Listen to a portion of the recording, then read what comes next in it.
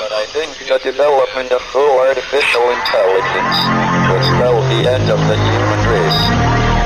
It's a flying object, and we don't know what it is. I would hope somebody is checking it out. I don't know if it was a rocket or whatever, but incredibly fast, opposite direction. It was too fast to be an airplane. I'm glad the Pentagon is looking at this, because if it poses a threat, I want them on top of it. Well, the craft generates its own gravitational field. You said there's lights in the sky? The internet has become the command center for criminals and terrorists. 911, what's your emergency? I need help, please help me! Aliens won't let it happen. You know, that's what we're instructed to say. Roger, Area 51. Alien kept deep under the ground. 1, 0, 1, 1, 1, 0.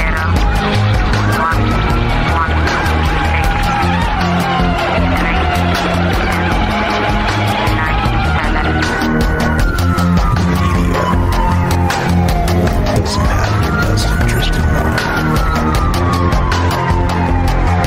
The government is self-serving. You're here for a reason. You're listening to Troubled Minds Radio.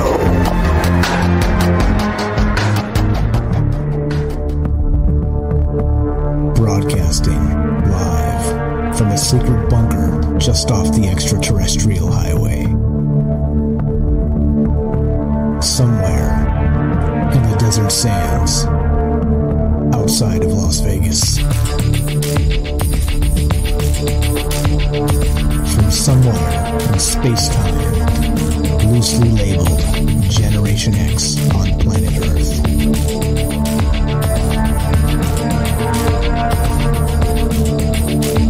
And asking questions of you in earnest into the digital darkness. Good evening and welcome to Troubled Minds Radio. I'm your host, Michael Strange. And hello to all of you who may also have troubled minds. What's up, guys? It's Tuesday night, and that's one of the nights we get together and talk about all the things we're not allowed to talk about. We do this Tuesday, Wednesday, Thursday at 7 p.m. Pacific. And, you know, like I said, this is Troubled Minds. And what are the things we can't talk about? You know what they are. Aliens, conspiracy, the paranormal, the government, academia, the 24-hour news cycle, propaganda, and the general feeling that we live in the upside down. The show is live. We broadcast this show live on the Fringe FM. We stream on Facebook, YouTube, and DLive.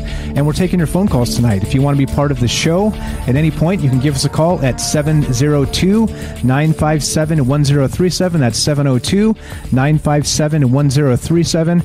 And you could also join the Discord at troubledminds.org. Discord is a chat client. It's a voice client. It's a fantastic program that's really put all the old voice clients to shame, and it's turning into a multi-function platform. You can video stream and all kinds of other cool stuff on there, but it's that part's not important for this particular setting. The important part is you can call in just like you're calling in on a radio show, and so you can do that by going to troubledminds.org, click the Discord link. It will give you a direct invite, and then just jump in the caller queue. I'm watching that as we go tonight and talking about this and all the rest of the things, and well, that's what's up. That's what this show's all about. We have another Discord running also at fringe.fm/chat. Please join the Discord there. Lots of smart people in both having good conversations about very, very similar things. Because, of course, that's what we talk about here on not only the Fringe, but also Troubled Minds, is that we talk about, how the world really does seem like it's upside down.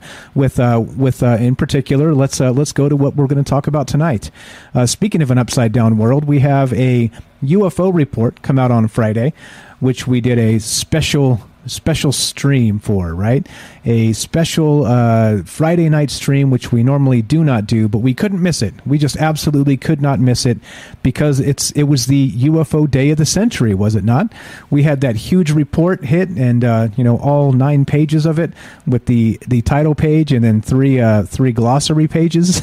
so if you subtract 4 from 9, my math isn't the best, but I think that's a 5-page report. So we weren't really too far off, were we, with the initial guess of a 4-page thing?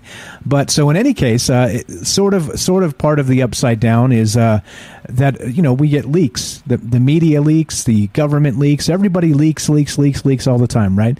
And so we have no idea which leaks are legitimate, which leaks are completely made up.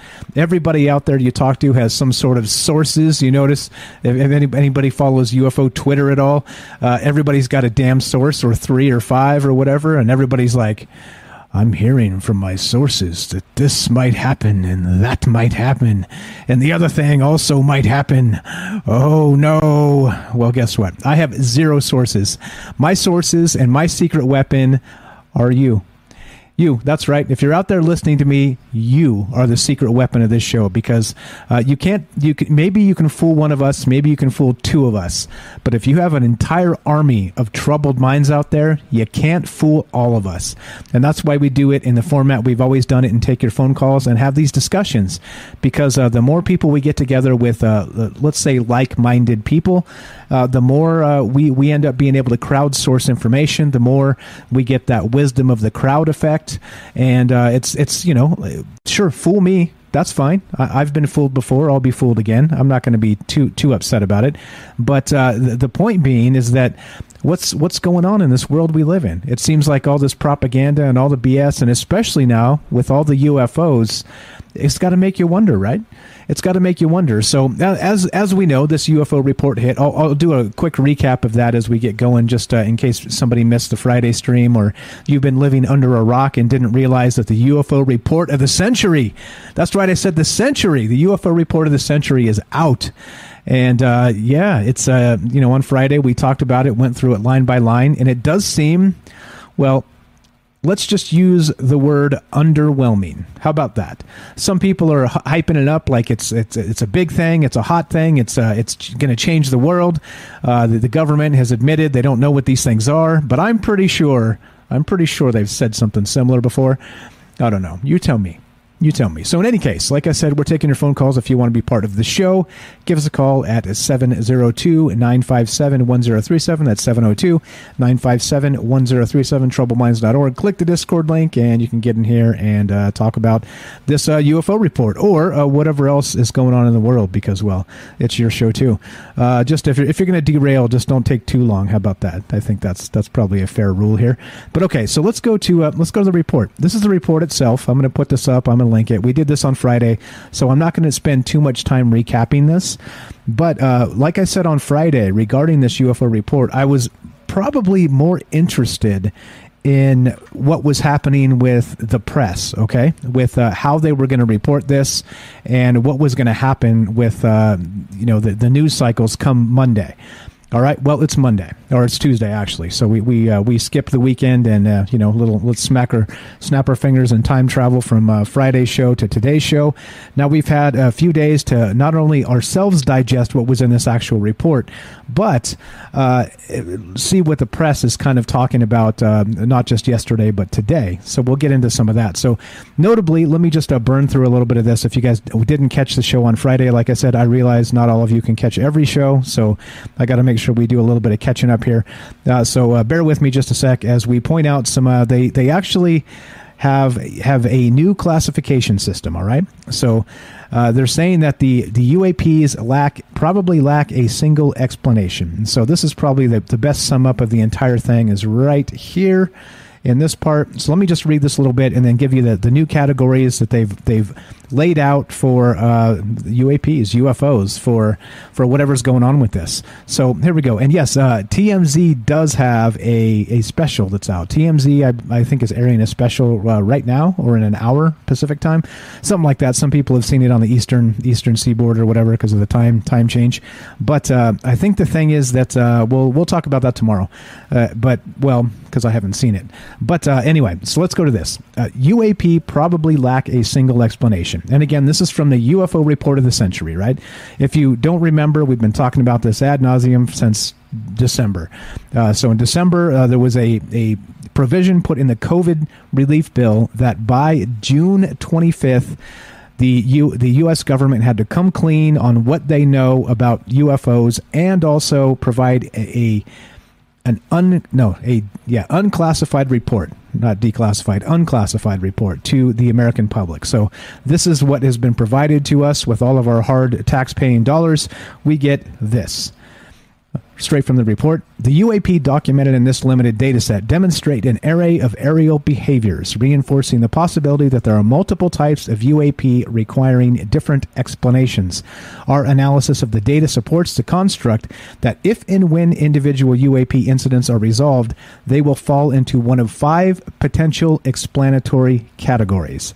And those categories are, drum roll please, airborne clutter, number 1. Airborne clutter, that's right. Number 2, natural atmospheric phenomena. Number 3, U.S. government or industry developmental programs. Number 4, foreign adversary systems. And number 5, other, right? So notably, I think that it's safe to say that probably most of us aren't even interested in the first 4, are we? Airborne clutter, natural atmospheric phenomena, U.S. government or industry developmental programs. That starts to get a little bit interesting, I guess. And then foreign adversary systems. Maybe some interest there as well. But the 5th one is called other. And what they describe that as, although most of the UAP described in our dataset probably remain unidentified due to limited data or challenges to collection processing or analysis, we may require additional scientific knowledge to successfully collect on, analyze, and characterize some of them. We would group such objects in this category pending scientific advances that allowed us to better understand them. The UAP task force intends to focus additional analysis on the small number of cases where a UAP appeared to display unusual flight characteristics or signature management. All right, so that right there is basically like the entire report kind of boils down to that line right there, right? That's the line. Is that, well, sure, we got it. They've actually classified some UFOs as other. Well, what does other mean? Well, some people have said the others, right? The others. I don't know. You tell me. Like this is not. I was in good spirits about this Friday because I kind of knew what to expect. I really kind of knew that we were going to get a nothing burger or a crap sandwich or whatever you guys want to call it. I just had a feeling, right? There's no chance after 75 years of a cover up that suddenly the government's going to just be like, oh, by the way, here's the aliens. Of course not, right? Of course not. So I was not surprised that it was a whole lot of nothing, all right? But they did leave a little sliver of doubt in there, leave the door ajar for an alien to squeak through if necessary. So that's what we're talking about. We're talking about this and what you think about this. And then tonight, of course, we're going to look at some of these stories that have kind of cranked out over the past several days based on what the media says about this. And that was the most intriguing part of this to me, is what the actual media was talking about regarding this UAP report. All right. And so TMZ has their special tonight. It's going to be airing, I think, in like an hour or 20 or 40 minutes or something, 8 p.m. Pacific. I saw some people have seen it. Some people have not. I'll check it out tonight. We'll talk about it tomorrow. And so I don't know. Right. So think about it. We've gone from 60 minutes to the 60-minute special. And now a month later, we've got TMZ. Let's see. Yeah, sorry if this offends anybody. Actually, no, I'm not sorry. Sorry, not sorry. But it seems like we're going backwards, is it not? This seems like maybe something that should have started on TMZ and then maybe escalated to 60 minutes. It seems like we're slipping backwards. But okay, whatever. It is what it is, and that's why we talk about it in the context we talk about this stuff. So, all right. So that's what's on deck tonight. That's what we're talking about. And like I said, if you want to be part of the show at any point, you have a open line, and you can bend my ear about whatever you want, and hopefully it's UFOs. If you want to be part of the show, give us a call at 702-957-1037. That's 702-957-1037. All right, now let's look at what the media was saying about this. In some cases, there's a whole bunch of this that we can kind of check out and look at. But let's see. Let's start here. Let's start with this guy. Let's start with popculture.com. This is from a TV show, or they cover TV shows, obviously, popculture.com. I'm going to link this in the chat, and you guys can see. And by the way, we have the top comment of the night is this. John on Facebook says, "Who digested that turd sandwich they gave us?" There you go. I like it. I'm endorsing it, and I've pinned it to Facebook. So there you go. There's the comment of the evening so far. Top that, people, without vulgarity, please, if possible. Go as far as turd, no further, please. All right, here we go. Let's go to this article. I've linked it in all the chats, and this is what we're talking about tonight. In particular, how the media and how people in general are responding to this UAP report. Okay, so we've been covering this all the lead up all the way to this, and it ends up becoming whatever this is, right? Whatever this happens to be. So here we go. This is from popculture.com, and yep, that's right. The X-Files creator Chris Carter slams the DOA Pentagon UFO report. What does DOA mean? Yeah, that's right. Dead on arrival. That's what that means. All right, let's read some of this. On Friday, the United States government released a new report about unidentified aerial phenomena. That, to the disappointment of many, reportedly doesn't contain particularly revealing or conclusive information about unidentified flying objects or their origins. That being said, plenty are using this to fuel even more conspiracy theories about UFOs and what might be out there in the universe. However, Chris Carter, who created the iconic sci-fi show The X-Files, wrote an op-ed for the New York Times urging people to not see this as evidence of alien life. Well, I'm glad his clarity is there. but anyway, he's so the creator of X-Files is slamming the report. All right, it continues. So of course, the X-Files, we all know, fantastic show, ran from 93 to 2001, spawned 2 movies and a 2-season revival in 2016, etc., so on. But according to Carter, these UAP reports will only cause people to put on their tin hats. They got it wrong. You got to say tinfoil hat. Come on, get it right. Tinfoil hat. Quote, the portions that remain classified will only fuel more conspiracy theories, Carter wrote. Quote, this is X-Files territory if ever there was any. But it's also cause for some important questions. All right, questions. What kind of questions? You're in the right place if you want questions, because, well, that's what we do on this show. We don't take any of these UFO narratives hook, line, and sinker. We don't believe it just because George Knapp introduced it, though I respect him a great deal for all the work he's done over the years. Still, I really have a problem believing everything without being skeptical, especially considering UFOs have been such a, let's say, contentious topic for, over 70 years now. And so not only that, right, it's kind of been the whole stigma. If you were a pilot, you couldn't report seeing a UFO without risking, losing your career. Or the military, they said, that there are reports from people on the inside that said they couldn't report these things because they would be ostracized or laughed at or some other things. So that's what we're talking about. So with all of this, all of the stigma, all of the cover up, all of the stuff that we've been talking about since we started this show. It's been a little over 3 years. Like I say, I like to say that because I'm very proud of that. But going back 70 years, there's been nothing but cover up, nothing but spin, and then interestingly, this is what I took note of Friday, if you guys weren't watching the show. And this is what struck me. There's a couple of inconsistencies in this report. Okay. Meaning clearly, unequivally, it's incomplete. It's incomplete. There's no chance that this is everything, because they stated there's 140 reports or something, right, since 2004. All right, which is the scope of this UAP report, which is fine, right? Fine, sure, fine. 140 some reports, whatever it was. But keep in mind, Ryan Graves, a fighter pilot that worked off the Atlantic seaboard there, the eastern seaboard in the Atlantic, and he said every day for a couple years he saw UFOs. Every day for a couple years. Now, my math is terrible. So what's 365 days in a year times 2 years? He saw them every day. I'm going to assume a couple means 2. So let's say approximately, in the range of 700 sightings by this one dude, one guy. All right. He says he was a fighter pilot. He saw UFOs every day for a couple years. So let's say that's in the 700 range of sightings. All right. But we have 140-ish from this report since 2004. All right. So we have some glaring holes here. We have some really, really big problems already. OK, just on general reporting. Let's see the thoroughness of the people that were going through this information. Clearly, it's not all the stuff from Project Blue Book, right? Like how many of those reports were cataloged? Thousands upon thousands of reports.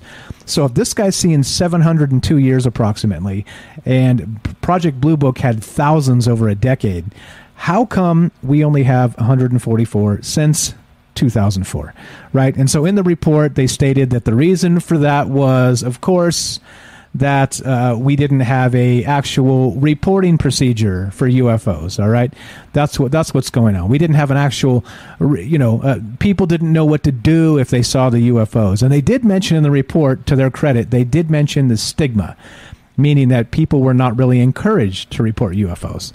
So there's a lot here, right? There's a lot of problems with this. There's a lot of like Chris Carter said in that article, like he's kind of right. Like it makes people like me that follow this very closely, and people like you that listen and follow this very closely. Doesn't it make you more suspicious?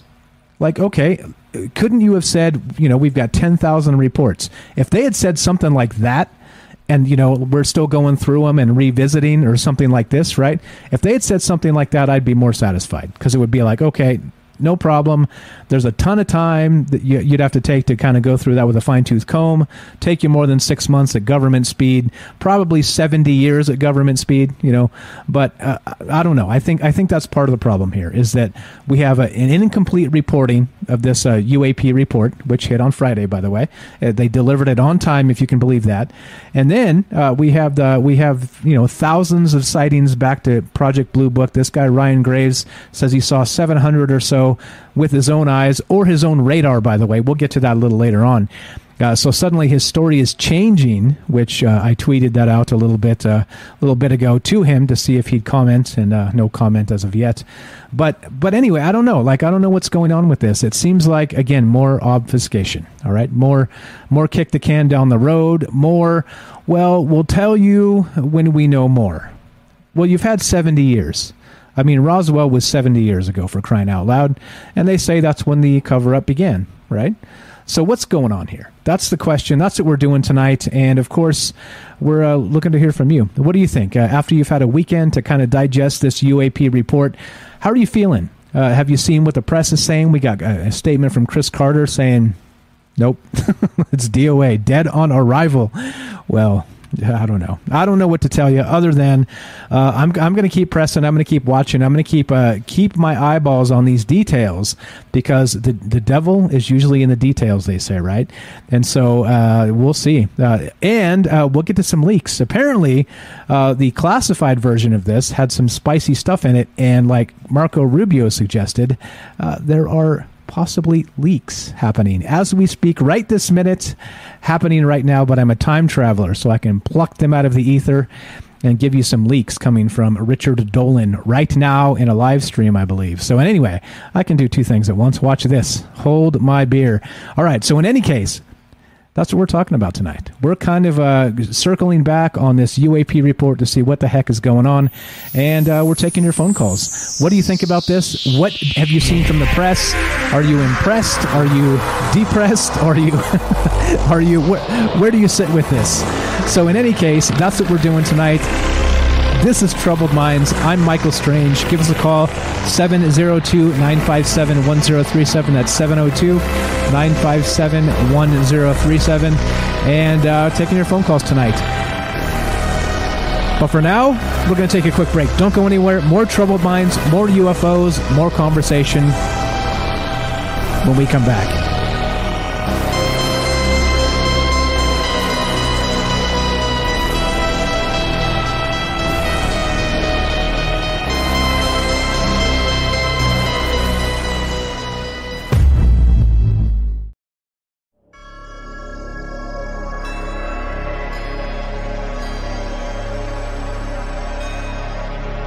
All right, welcome back to Troubled Minds.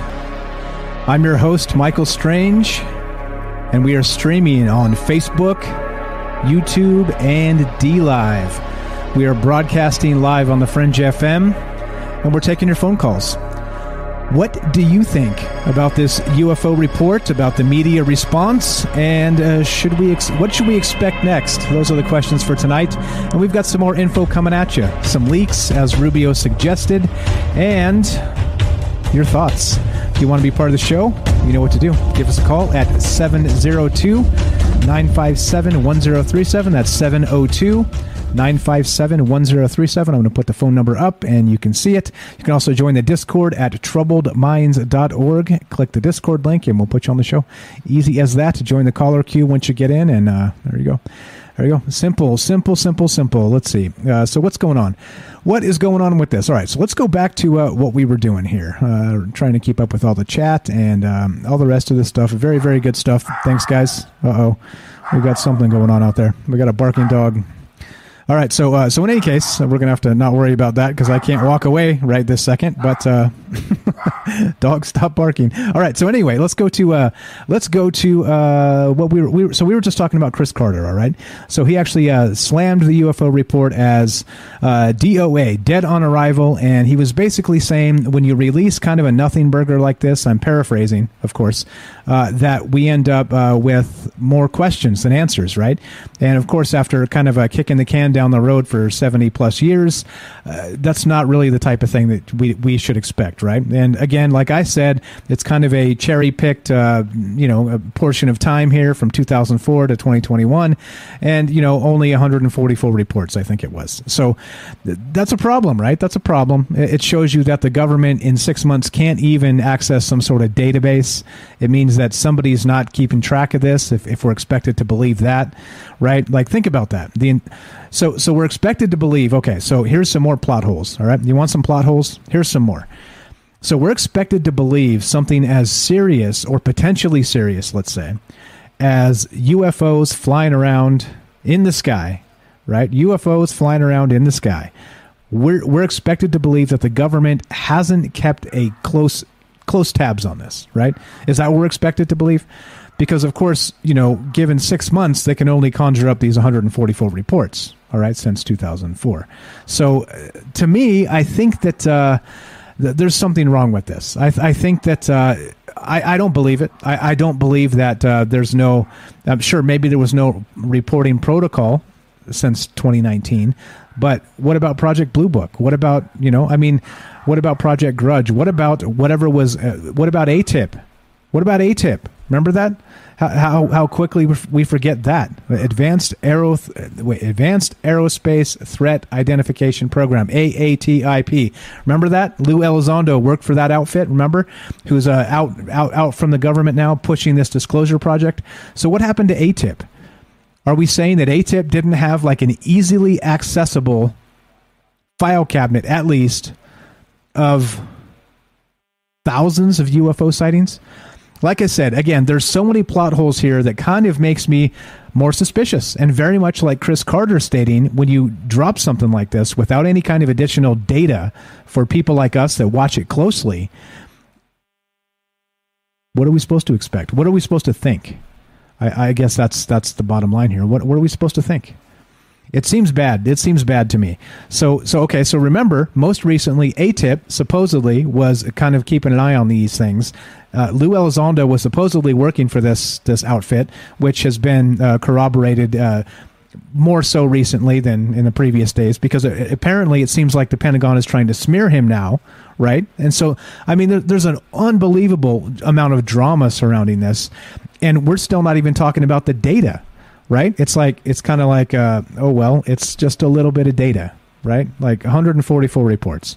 And then they're saying that they could identify one as a balloon, as a deflated balloon, which actually brought us the term aerial clutter, by the way, which is fantastic. Don't you think we need T-shirts, guys, that say aerial clutter? I think so. I think there's something like this needs to be in order because, like I said, I didn't know garbage floated. I thought it, fell the opposite way. And I don't know. In any case, like this is the type of thing we're talking about. And again, looking to hear from you guys. I'm going to put the phone number up. No calls yet, and I'm a little perturbed. I'm perturbed. You guys not into this UFO talk? Too much UFO talk? What are we doing here? No, just a policeman outside, the dog barking. Yeah. Excuse me, I'm looking for Michael Strange. Is he here? Yeah. Well, I don't know. So anyway, give me a call. 702-957-1037. That's 702-957-1037. Let's put the phone number up. All right. So that's what we're doing tonight. We're talking about that and the media response. Like I said, we've got plot holes on top of plot holes. Of course, this was a preliminary report. All right. This UAP report, it was preliminary. So I think, we should be able to give them some slack there because it wasn't supposed to be an expansive report. It was a preliminary report. But again, right, they did this because it was, mandated in some COVID relief bill. But what happens if there's no more mandates for any more information? Does this just die on the vine and go away? I don't know. I'm not so sure about that. And so that's kind of what this is all about is that what's next? What's next? Not just with the media, but what's next with the rest of this? All right, so let's go to some of this. Now I teased that if we're not going to get phone calls, I'm just jumping in some information here, which you guys need to see. You need to hear this. Now, Jeremy. Well, let's see. What are we going to do? How do we do this first? Let's save that. Let's go to this. All right. So we have this in particular. Let's see. There we go. All right. So we have Richard Dolan right now on a live stream. And if you recall, there was a particular thing that Marco Rubio said just before this went down, right? He said, there's no way if there's a classified report that gets presented to Congress and there's spicy stuff in there, there's no way it doesn't leak. Right? He said there's no way it doesn't leak. You remember that? So with that said, let's actually hear exactly from the horse's mouth, Marco Rubio. And this is what he said just a couple days before they released this report. This is June now. We're waiting for the hearing. Well, not the hearing. The results from the report from the UFO. I think they keep telling us it should be out any day now. So, I think we'll have more information. But I think at the end, I don't think people should be expected. It's going to answer a lot. There's going to be a lot of questions even after. And I think the gist of the report is probably going to be something like, these are documented events. These are the ones we can explain. These are the ones that we can't. But for me, it's about treating it seriously. This could be a foreign adversary with an advanced capability, and we can't get surprised by that. We're not going to see a lot of retracted stuff. Well, they're classified. It's not because they're keeping it secret. Well, they are, but it's not because they're hiding it from people. It's because they don't want people to know how they collected on that information. Like releasing it might give away some technological advantage we have or the way we collect intelligence. So that's why they classify things. And that's the only thing that scares the public because we see that time and time again, man. The way politics are now, I assure you, if they classify it something spicy in it, ain't no way that doesn't leak. You know what I mean? Okay. Thank you so much, man. There it is. Marco Rubio said it himself. I guarantee you, brother, if there's something spicy in that classified version of the UFO memo, there's no way it doesn't leak. All right? There it is. There's no way it doesn't leak. All right. So as I was starting, I happened to see somebody on Twitter posting that I guess Richard Dolan. Now, don't go run off to that stream. You can watch that after. There's plenty of time. It's going to be up. Don't anybody go anywhere.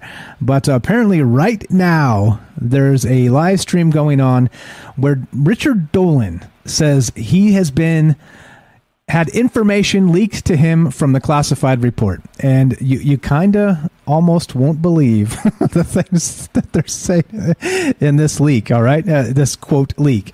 Now, I don't know how accurate this is, of course, because you can't ever really corroborate leaks, right, or sources or things like this, okay? But do recall that Marco Rubio did say himself, if there's something spicy in that report, the classified version, there's no way it doesn't leak. Well, Richard Dolan, live stream right now, is saying this. Here's a nice little splash of what he's talking about, and I linked it in the chat if you guys want to pull it up and look at it yourself, as I appreciate you do, because I've got, and I'll actually link you the Twitter source as well, and I don't know, like what the world is going on with this whole UFO stuff. But anyway, all right, here we go. It seems more propaganda than anything else. So here we go. Here's the leaks. This is what Richard Dolan is saying right now. Leaked to me today. And he's got a list. Let's read this list. This is what supposedly came off of his live stream right now.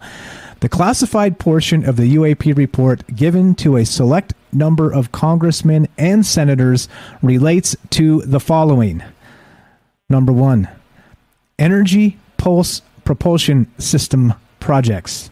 And they call that EPPS, Energy Pulse Propulsion System Projects. All right, which would indicate what?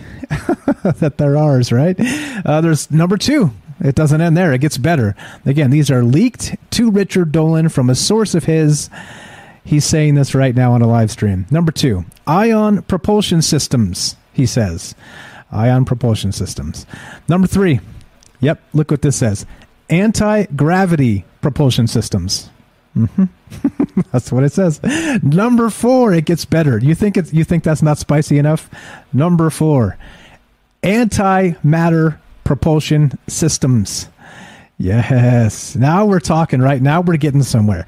Now we're like, okay, that explains all the UFOs, that the government is working on anti-gravity propulsion and antimatter propulsion systems. Weird.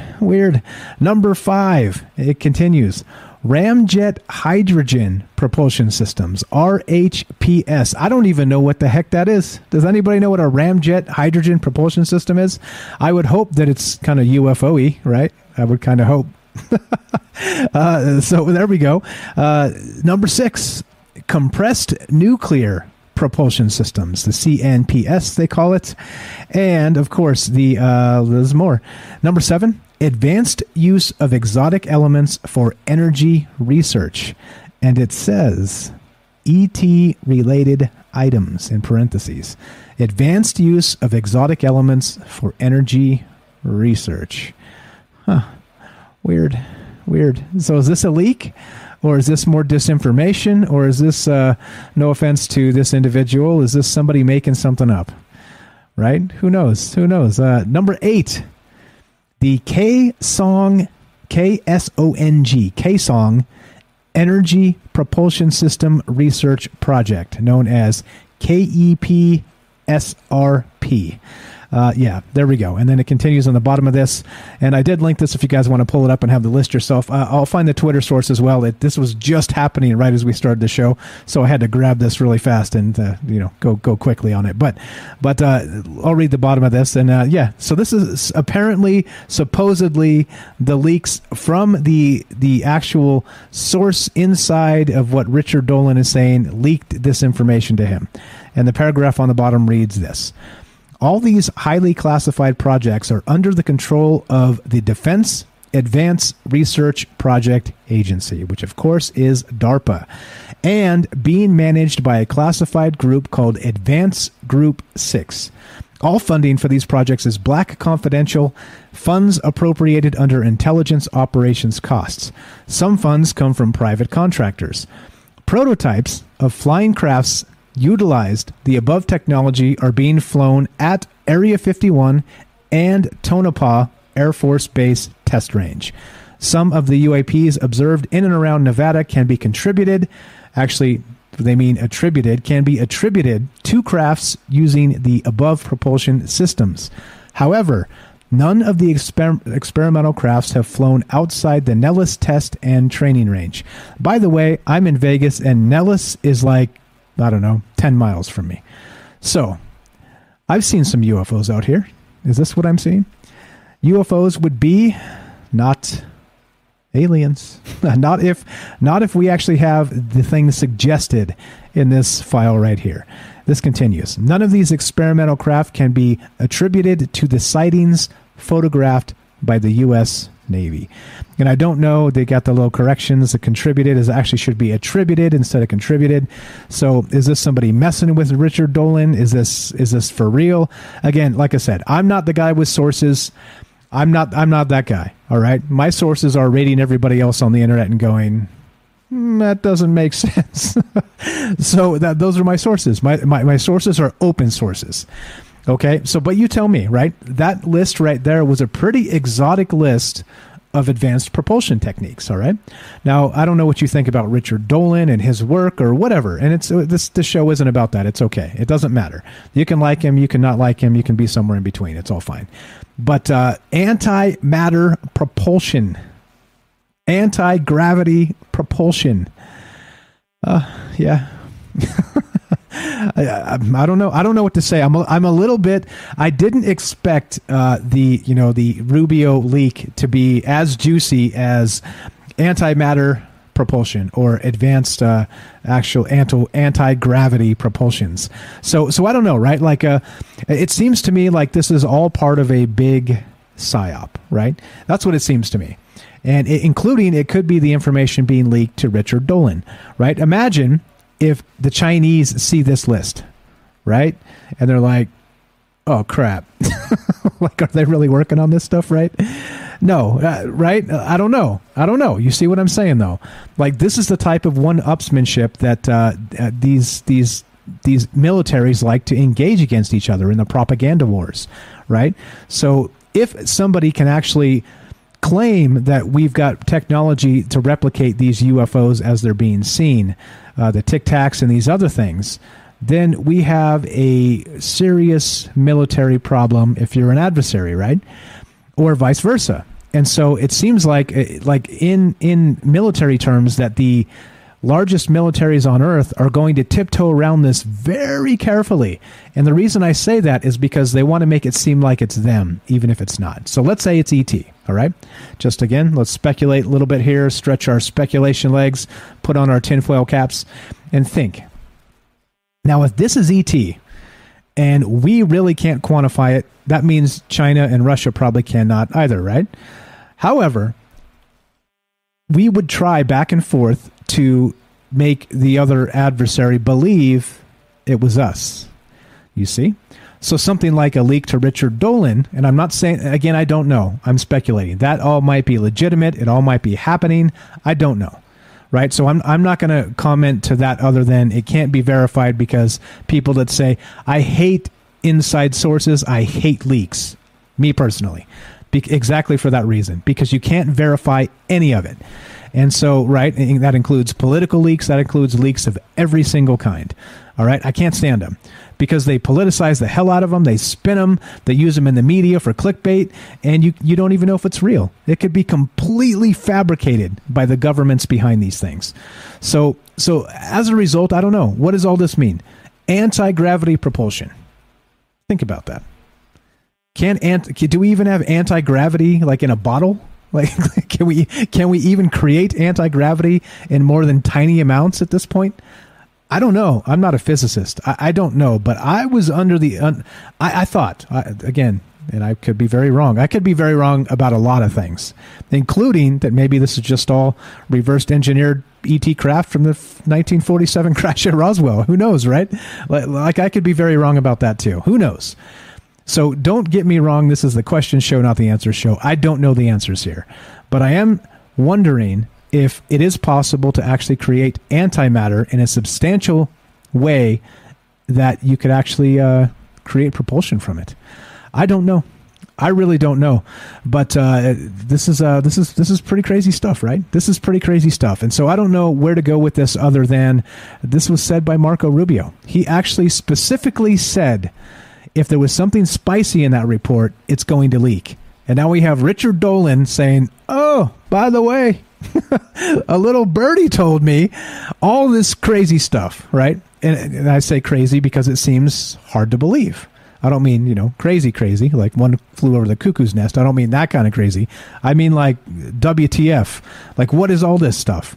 So I don't know, and that's where we're at tonight. And again, taking your phone calls. Now, what do you think about this?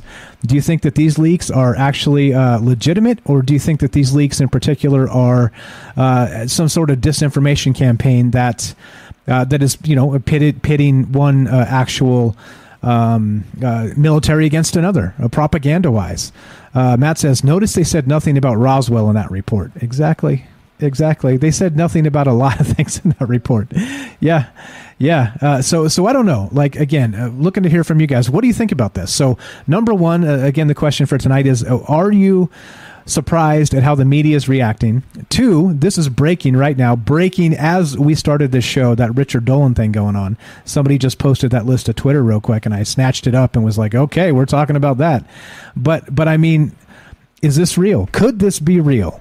Is the government really working on all these crazy technologies? Energy pulse propulsion systems, ion propulsion systems, anti-gravity propulsion, antimatter propulsion, ramjet hydrogen propulsion systems, compressed nuclear propulsion systems, things like this. Is this stuff real? Or is this stuff just, what would you say? Fake propaganda. I don't know. I'm becoming quite an expert at propaganda, and I can spot it now very, very easily. However, I don't know how much of it is real, because any good propaganda is based in some form of reality, so it throws off the other side. Because clearly, if you just say off-the-wall stuff constantly, the other side will never believe you. You have to be able to tangle it and tie it back somehow to something that is based in reality. And so I just don't know. I don't know what this is all about, but these propulsion systems that are being suggested as leaks to Richard Dolan by Richard Dolan, seems to me that there's something afoot here. There's something very interesting to think about and something interesting to talk about. So again, 702-957-1037. That's 702-957-1037 if you want to be part of the show. What's going on with this? Should we be surprised? Marco Rubio suggested there's a leak. And if there's anything spicy in that report, there's no way in heck it doesn't leak. And here we are. The Tuesday after the report, it hit Friday. Richard Dolan's like, oh, by the way, I've got some leaks. Yeah, I don't know. I have no idea. Yeah, there you go. Night Stalker in the chat says this. Yes, I think they probably have this stuff. Part 1. Part 2? But yes, it's probably all disinformation. Yeah, right? I don't know. You tell me. Looking to hear from you guys. 702-957-1037. That's 702-957-1037. And if you want to be part of the show, you know what to do. troubledminds.org. Click the Discord link and get your ass in here. We're talking UFOs, and you guys are awfully quiet tonight. Awfully quiet out there. And so I don't know what to make of that. Am I scaring you? Did I run you off? Are you tired of talking about UFOs? Or are you just having so much of a good time that you're here instead, kicking it? Nobody calling. Call me, 702-957-1037. Could this stuff be real, or is this just another disinformation campaign concocted by some government somewhere to fool all the rest of the governments the world over? I have no idea. Again, this is the question show, not the answer show. And the phone number is right there, right down below. See it? 702-957-1037. This is Troubled Minds. I'm Michael Strange. We're looking to hear from you. And we're taking your calls next. And we're still talking about this UFO report, how the media has ran with this or not, and some actual, what would you say? Some actual people reacting to this. Chris Carter, for one, saying it's dead on arrival. So anyway, 702-957-1037. This is Troubled Minds. I'm Michael Strange. Don't go anywhere. More talk about UFOs, leaks, and more after the break.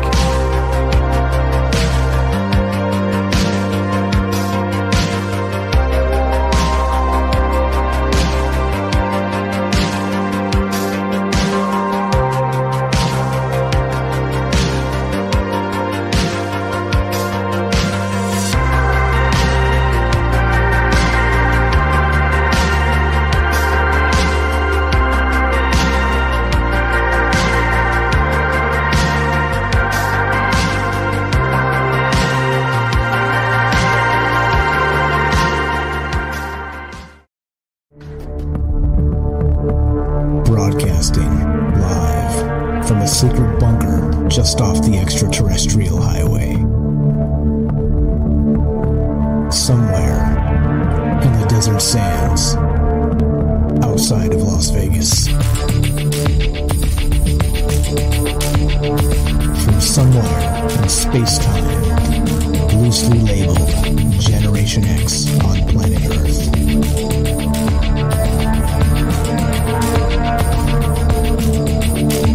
And asking questions of you in earnest into the digital darkness. Good evening and welcome to Troubled Minds Radio. I'm your host, Michael Strange, and hello to all of you whom we also have troubled minds. What's up, guys? It is a Tuesday night, and that's one of the nights we get together and talk about all the things we're not allowed to talk about. You know what they are? Aliens, conspiracy, the paranormal, the government, academia, the 24-hour news cycle, propaganda, and the general feeling that we live in the upside down. This show is live. We are broadcasting live on the Fringe FM. We are streaming live on Facebook, YouTube, and DLive. We're reading your chat. We're taking your phone calls. If you want to be part of the show at any point tonight, looking for some calls. We had Malorcas on the line and he hung up. No calls tonight. We're getting skunked. I don't know if that's really good or if that's really bad. But you can reach us at 702-957-1037. That's 702-957-1037. You can go to troubledminds.org and click the Discord link. Watch in the Discord for calls as well. Discord is a chat client, a voice client, and all kinds of interesting things going on in there with all kinds of smart people having discussions 24 hours a day. So if you have not joined that, please do. Also, join the Fringe Discord at fringe.fm/chat. fringe.fm/chat, and that will put you right on the on the tip of the spear with all the information. The Discords, again, we don't have to wait for confirmation of disclosure from the government, right? We just talk to each other. That's really what this entire show has always been about, is that if you crowdsource the information, you don't need it from the government, because guess what? Newsflash, the government lies. Newsflash, in case anybody didn't realize what was going on out there, newsflash, the government lies. So, I think as a result of that, we have to take this UFO report that we're talking about tonight with a grain of salt and kind of look at some of the things that are happening with it, kind of in the periphery, through the lens of the mainstream media, through the lens of people that may be in the know, like Chris Carter, who people have said in the past that he's the guy who created X-Files and made a statement about this, that he was talking about specifically that, or people have suggested that he had inside sources, and that's how he made the X-Files, was with some of this kind of soft disclosure through a television program. So anyway, looking to take your phone calls tonight. We've got Malorcas calling back. We'll go to him in just a sec. 702-957-1037. That's 702-957-1037. And let's go to Malorcas45. What's up, my friend? You're on Troubled Minds with Mike. How are you? Hey, good evening. How are you? I'm doing good, my man. I appreciate you calling tonight. What do you think about this whole UFO business? I think anybody that's been into aliens and trying to follow on what's going on with this, knew this report wasn't going to present any new and groundbreaking information. So pretty much everyone got what was to be expected, and I think they're dragging it out with these leaks to try to get as much as they can out of it, because they had to put something out because of the COVID relief bill. Which is unfortunately, like we've been calling it, a nothing burger or a crap sandwich, sadly enough. So exactly. So do you think, though, did you get a chance to read it, or are you familiar with what was in the report, at least a little bit? I've just been getting cliff notes from different talk shows and podcasts about what was said, and it's definitely nothing, to cheer about or what. Yeah, I just think that, especially the stuff with Marco Rubio saying, anytime you got government that's overseeing government, you're not going to get anywhere with that. Yeah, even the departments from one to the next, they lie to each other. And so it's like, wait a minute. I mean, like they were saying that rumor on the street is that the people that were putting this report together were getting pushback from other departments within the government and not actually getting the data they needed. So that right there says this is kind of a bogus report to begin with. So okay, so we agree that there's probably nothing in this of consequence. What happens next? Do you think that this is maybe a springboard for something substantial down the road, or do you think that this kind of just dies in the water, like Chris Carter suggested, dead on arrival, and we get nothing out of this until, well, 2250, the year 2250, well past our lifetime. Right, yeah, down the road, maybe there's something like Werner von Braun had mentioned about alien invasion, a fake alien invasion would happen, and maybe they could look back on this report and say somewhere in there's some blank Barnum statement that somewhat touches base on this, and they could say, see, it was in this report, and everyone needs to come together and duck and whatever the heck they were going to tell us to do. Just another way to control everybody. Yeah, it sure seems like it, right? And so did you catch the bit about the leaks from Richard Dolan? What did you think about that? Antimatter propulsion. What the hell does that mean? Yeah, well, I mean, they're probably working on all that stuff. I would imagine that there's research going on for advancements of all types that I don't think we could just fathom as average people. But they're not going to get into specifics as to what they have or what they're really working on. It's all top secret stuff, and I'm sure they're combating with what China's doing and maybe Russia and other countries, and want to try to use it for space flight and colonize Mars. That's something about China wants to colonize Mars. I don't know how true that was. I only saw it once. I don't know if you caught anything like that. Yeah, they're working on it. They're actually working on it. They've got a year-over-year plan for the next 10 years at least, where they're sending something up to either the moon or Mars. So they're definitely charging in that direction for sure. Yeah, it's happening, man. It's happening. So what do you think? If you've got to strip it down to just nuts and bolts here, what do you think is really happening? Do you believe that there's an extraterrestrial presence at all in any capacity, or do you think it's all just a bunch of media hooey that's kind of disinformation? Oh, this report isn't going to give any clarification as to what is actually going on with extraterrestrial life in our solar system or in our galaxy. I'm sure there is life out there in our galaxy. I'm sure they do monitor us. I think there's way too many reports out there. But I do think all evidence that is substantial will be kept under wraps for a long time until either they try to use it as a way to control us more by the fake alien invasion scenario, or they're out in the open and it is what it is at that point. I don't really see that happening anytime soon, of mainstream alien life on our planet. Yeah, okay, so that's from the government, but what do you think? Do you think it's actually, it is here in some capacity, or do you think that's all just a bunch of BS?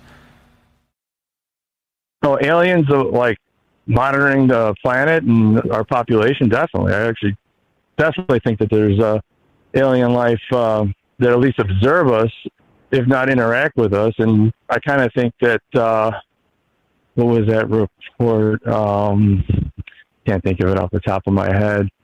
It was on Art Bell's show a few times. I just can't think of it. I'm sorry. It's on a blank on that. Not Project Blue Book? But basically, like aliens, if you were elected into an office and this is what really was going on, that aliens were here and they had a contract and they abducted people and they didn't get everything they thought they were going to get as far as technology advancements, stuff like that. I could see that being more real than some of the crap on this report. Yeah, I kind of agree that they're definitely trying to string us along. For what purpose, though? I don't know. Like the people there's some people out there that are just wide-eyed and happy about this, that we're making steps toward disclosure. Come on, though. Come on. It's almost insulting, right? It's almost insulting. Yeah. This is just not even a baby step. This is just something to put on paper to release to the public so they could say, look, we did it. We did what we said we were going to do. We did it. You don't like it, but this is what you get. Exactly. Unfortunately, we're on the same page. I hate to be the Debbie Downers and to be talking about it in this capacity, but what else can you do? I see what I see, and I didn't learn anything new. Yeah, it's awful. John, I remember now. It was like one of the John Lear reports is what it was, where it was on there, and it's like, if you were elected in office, this is actually what's going on. I believe that report would be more realistic as to what alien contact is like, with us, meaning everyone in the planet, versus, this, well, it's some stuff we don't sure what it is. It's probably just like a droid or, what, but that's just my thoughts. Aerial clutter. Aerial clutter. Yeah. Of all things. Aerial clutter. Oh, geez. Malorcas 45, I appreciate you breaking the ice tonight with the first phone call. Thanks for listening. Thanks for the call. We'll talk to you soon, my friend. Have a great night, okay? Yeah. Have a great night. Bye. Thanks, man. You too. Appreciate it. There you go. Simple as that. You see, I don't bite. I'm just going to ask you some nice questions and have a polite conversation. I appreciate it. Malorcas 45 called in a long time ago, calling in again, trying to keep us up to date here on what's going on with the world. If you want to be part of the show, 702-957-1037. That's 702-957-1037, and phone number is right up on the stream. And we've got Beechwood on the line. Let's go to Beechwood in Massachusetts. What's up, Beechwood? You're on Trouble Minds with Mike. How are you? Hey, what's up, man? Can you hear me? Loud and clear, sir. Go right ahead. All right, awesome. Because I sawed my good headphones in half with the circular saw, so I had to fix them to make sure the microphone works. Are all your fingers all your fingers in place still? Or you okay? The fingers are always in place. Okay, so good. Always. But so we're good. Okay, good. But I mean, I read the report. I've been thinking about the report, not the report, just the subject in general. And, I've gone down every rabbit hole, that I can find, and I think about it a lot. At the end, it almost makes me think we're just living in a matrix. But as far as, the government report and us as general society, the government's playing chess, and general society's playing checkers, and they're ahead of the game. I think this is all a research project, like a psyop, like you said, just a research project to see how people react. And I think they got a 10-year plan. I think it's a 10-year plan for absolute one government, one nation, one control. And with the amount of technology, the younger generations are getting more, they're just born into technology. So it's so easy to reach them. You can reach them at, if everybody has a phone, you can get them some information. A long time ago, it was word of mouth. At one time, word of mouth was the best source of information. And it's still great advertisement. It still is. And that's the one thing that fights with technology is the word of mouth. But, I don't believe anything, in the media with this thing. I think the technology is there, and I think it's been there. I think that I try to think about the people that run the world and who we think runs the world. And we talk about the 1%, but is it really the 1%, or is it the 0.0001%? Because just with the way the rules are set up and the laws are set up, it makes me think that it's the 0.0001%. And, that leads to a bunch of different rabbit holes. But even today, I woke up, I followed 100 different rules today. Just everything. I like a sheep. But, I don't know. The report was garbage. It was kind of a joke. But that's what we expected. So that's how you know how to do research. I just draw the line. What I think about a lot now is that people that are able to develop this technology, people that actually have the brains to do it, are they void to ethics? Are they between a rock and a hard place? If you can develop that technology, do you automatically work for the government, or does the government come to you and say, this is what you have to do? Like, that kind of scenario. Because if you're ruthless enough, you can get people to do the work for you. You can pay half the working class to kill the other if you can convince them. And that's, what the media is good at. So I think a lot about that. But, yeah, I just wanted to call because it was a good show. I wanted to see. I was hoping you would get more calls because I want to see what other people's takes are on this report and where the government's actually going with it. Because it shows the connection between the government and the media. If the media really could release anything they want, they would. And with this, I think the government has their foot in that, or some group has their foot in that. There's a tug of war that goes on behind the scenes. Yeah, yeah, that's it. I appreciate it, my man. You're spot on with a bunch of this, and like you, as you know, we're going to keep our eye on this, and we're not letting up. We're going to keep punching. God willing, we'll be here tomorrow and the next day doing this too, because you can't let them. You give them an inch, they take a mile, and so like I always say, I hate being lied to, especially when you're using my own money to do it, that my tax money. Damn it, tell me the truth. Beechwoods, thank you so much for the call. We'll talk to you soon. Okay, have a great night. All right, man. You too. Thanks. Thanks. Appreciate it. There you go. A couple calls. See, it's as easy as that. I'm going to be nice to you. I'm not known for being a malicious guy that tries to yell at you and tell you you're wrong and hang up on you and laugh, cackle maniacally. No. We're going to be cool to each other. We're going to be chill. If you want to be part of the show, it's 702-957-1037. That's 702-957-1037. The phone number's up there on the stream. You can also find it at troubledminds.org. That's the official website. So we're talking about this weirdness, right? This real weird stuff happening with Richard Dolan says this info was leaked to him today. Energy propulsion systems, ion propulsion, or energy pulse, ion propulsion, anti-gravity matter propulsion, anti-matter and gravity, ramjet hydrogen propulsion systems, all kinds of crazy stuff, right? That's what Richard Dolan is saying right now on a live stream. It's probably over because, well, it is what it is. But he was saying that this is the leaks, and Marco Rubio suggested if there's anything hot and spicy in that report, that there's not going to be a leak. And we were about to go to this phone call, but they hung up. So looking to hear from you. 702-957-1037. You want to be part of the show? And yeah, I don't know. I think it's interesting that so not only that, right? So here's the leaks again. If you guys didn't hear the Marco Rubio clip, I'm going to play that one more time. Now, if this is not what he's referring to, this Richard Dolan leak, is there something else coming? Right? Is it just phony? And Marco Rubio is so. I think this is the craziest part, right? So does Richard Dolan take a nod from Marco Rubio and go, "Oh, leaks"? You know what I'm saying? Not to accuse him of being anything but honest here, but I'm.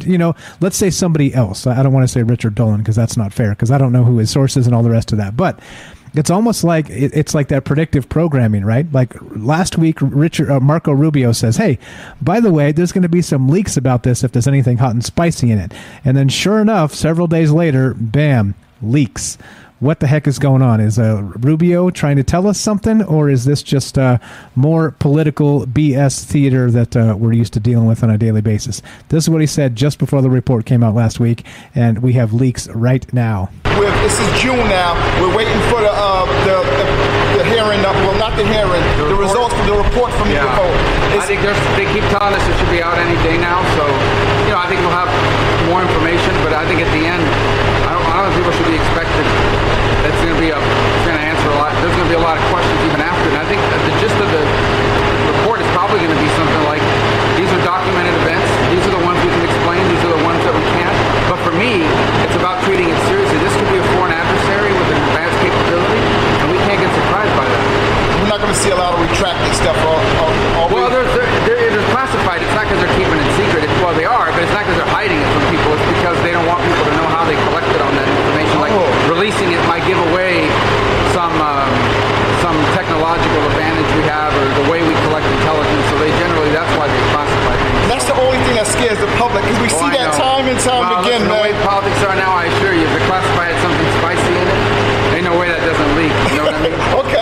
Thank you so much, man. Ain't no way that doesn't leak if there's something spicy in that classified report. And here we are, a mere few days later. That was Friday. Today's Tuesday. Let's see. Saturday, Sunday, Monday, Tuesday. I can count to 4. 4 days later, we have this. Richard Dolan saying this is information that was leaked to him today with this energy pulse propulsion, ion propulsion, anti-gravity propulsion, antimatter propulsion, all kinds of crazy stuff that you would expect to hear in a sci-fi movie, not in a military. Not in the military. So I don't know. This is again, it really makes me. So Matt said in the chat, and he's right. Some of this kind of harkens back to the Bob Lazar claims, right? That we were reverse engineering some of this the ET craft, right? Bob Lazar, of course, the first guy that came out and said Area 51 exists back in 1989. Actually, the story broke by George Knapp. Now, we have George Knapp still pressing 30 plus years later. And again, right, he's done a lot for ufology. I have a hard time really bashing on George Knapp just because of all the information we got from him. But, he does the best he can. He's human and he has sources, and are they messing with him? It's impossible to say, right? So I don't know. I think that's part of this. If it harkens back to Bob Lazar in 1989 with the reverse engineering UFOs, and it's all a psyop. Think of it like a 30 or 40-year psyop now. Just spitballing here. I don't have answers. I'm not the answers guy. I'm the questions guy. So I'm asking the question. If this is like a long-term psyop and they set up that Bob Lazar story way back when to maybe be able to do things like this now with DARPA and with some of this advanced propulsion technology that they say we do or we don't have, and then we have these UFOs buzzing all over the place, right? There's a lot going on here. If that's the level of poker that the government is playing against us, I don't think we stand a chance, because the mythology from all the way back from the Bob Lazar time of 1989 to now has been twisted and turned and dropped on its head and kicked out the door and brought back inside, rained on. It's just been absolutely just tore up, and kind of bunked and debunked and rebunked and then triple bunked, and then people believe it again. I don't know what to believe about any of that, but it does make me suspicious about what's happening today, though we have respected fighter pilots saying that they've seen these things. So yeah, I have no idea. I don't know what's going on, because if I did, I'd just tell you, but I don't. So instead, this is instead of the answer show, this is the question show, and we're talking about the UFO report, and that hit on Friday. But we're kind of not just talking about specifically the report itself. We just glazed over that to start the show because we did a whole show on Friday about this. But today we're talking about it in terms of how the media is reacting. Chris Carter has kind of crapped on it, saying that it's going to beg more questions than it is going to give us answers. And I happen to agree. And so it just so happens that this is the Question Show. You're listening to Troubled Minds. I'm Michael Strange. If you want to be part of this conversation tonight, we're taking your phone calls. Give us a call at 702-957-1037. That's 702-957-1037. 2 calls so far. Looking for 2 more. Come on, we can do it. We can do it. Phone number's right there, troubledminds.org. Click the Discord link. Get in here. Love to hear your take on this. More conversation about UFOs after the break. Don't go anywhere.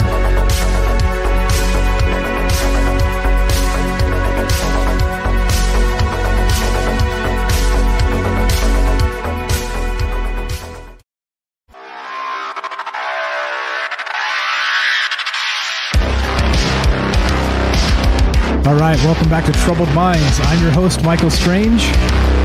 We are streaming on Facebook, YouTube, and DLive. We are broadcasting live on the Fringe FM, and we're taking your phone calls. If you want to be part of the show tonight, we are talking about this UFO report. 180-day UFO report hit on Friday. It's Tuesday. The press has had a weekend to digest and to be talking about this and considering all the things. And well, we got some hot takes from all over the Twitter sphere and all over the mainstream media and everything else. But I care less about what those folks think, and I care more about what you think, because that's part of this larger conversation. Like I always say, the secret weapon of this show is you and your take on this stuff, and what do you expect? What exactly is this, and why is it kind of consuming the media? I mean, this is a UFO show. We talk about this quite often. We follow the propaganda. We follow the news cycle. We follow the leaks, like Richard Dolan has just said tonight. We follow all this stuff, right? Lou Elizondo and ATIP and the whole bit. But so, it's kind of right in our wheelhouse. So it's not a stretch for us to be talking about this. That's what we do on this show. But what about the rest of the world? How does it affect, Fox News or CNN or, MSNBC or any of these other, knucklehead platforms out there? How does it affect them? What are they doing with this? And is it just more clickbait? Is it just more information to kind of throw out as part of a disinformation campaign? I think that's part of the question here, and part of why we get together and talk about this is because that whole wisdom of the crowd bit. Like I said in the beginning of the show, I said you can fool one of us, you can fool two of us, you can't fool all of us. And so when we get together and put our minds together, we can come up with amazing things and maybe find out a more actual truth, which is exactly what this is all about. So again, 702-957-1037 if you want to be part of the show. And we just had a phone call I was about to take and it hung up at the last second, but that's okay.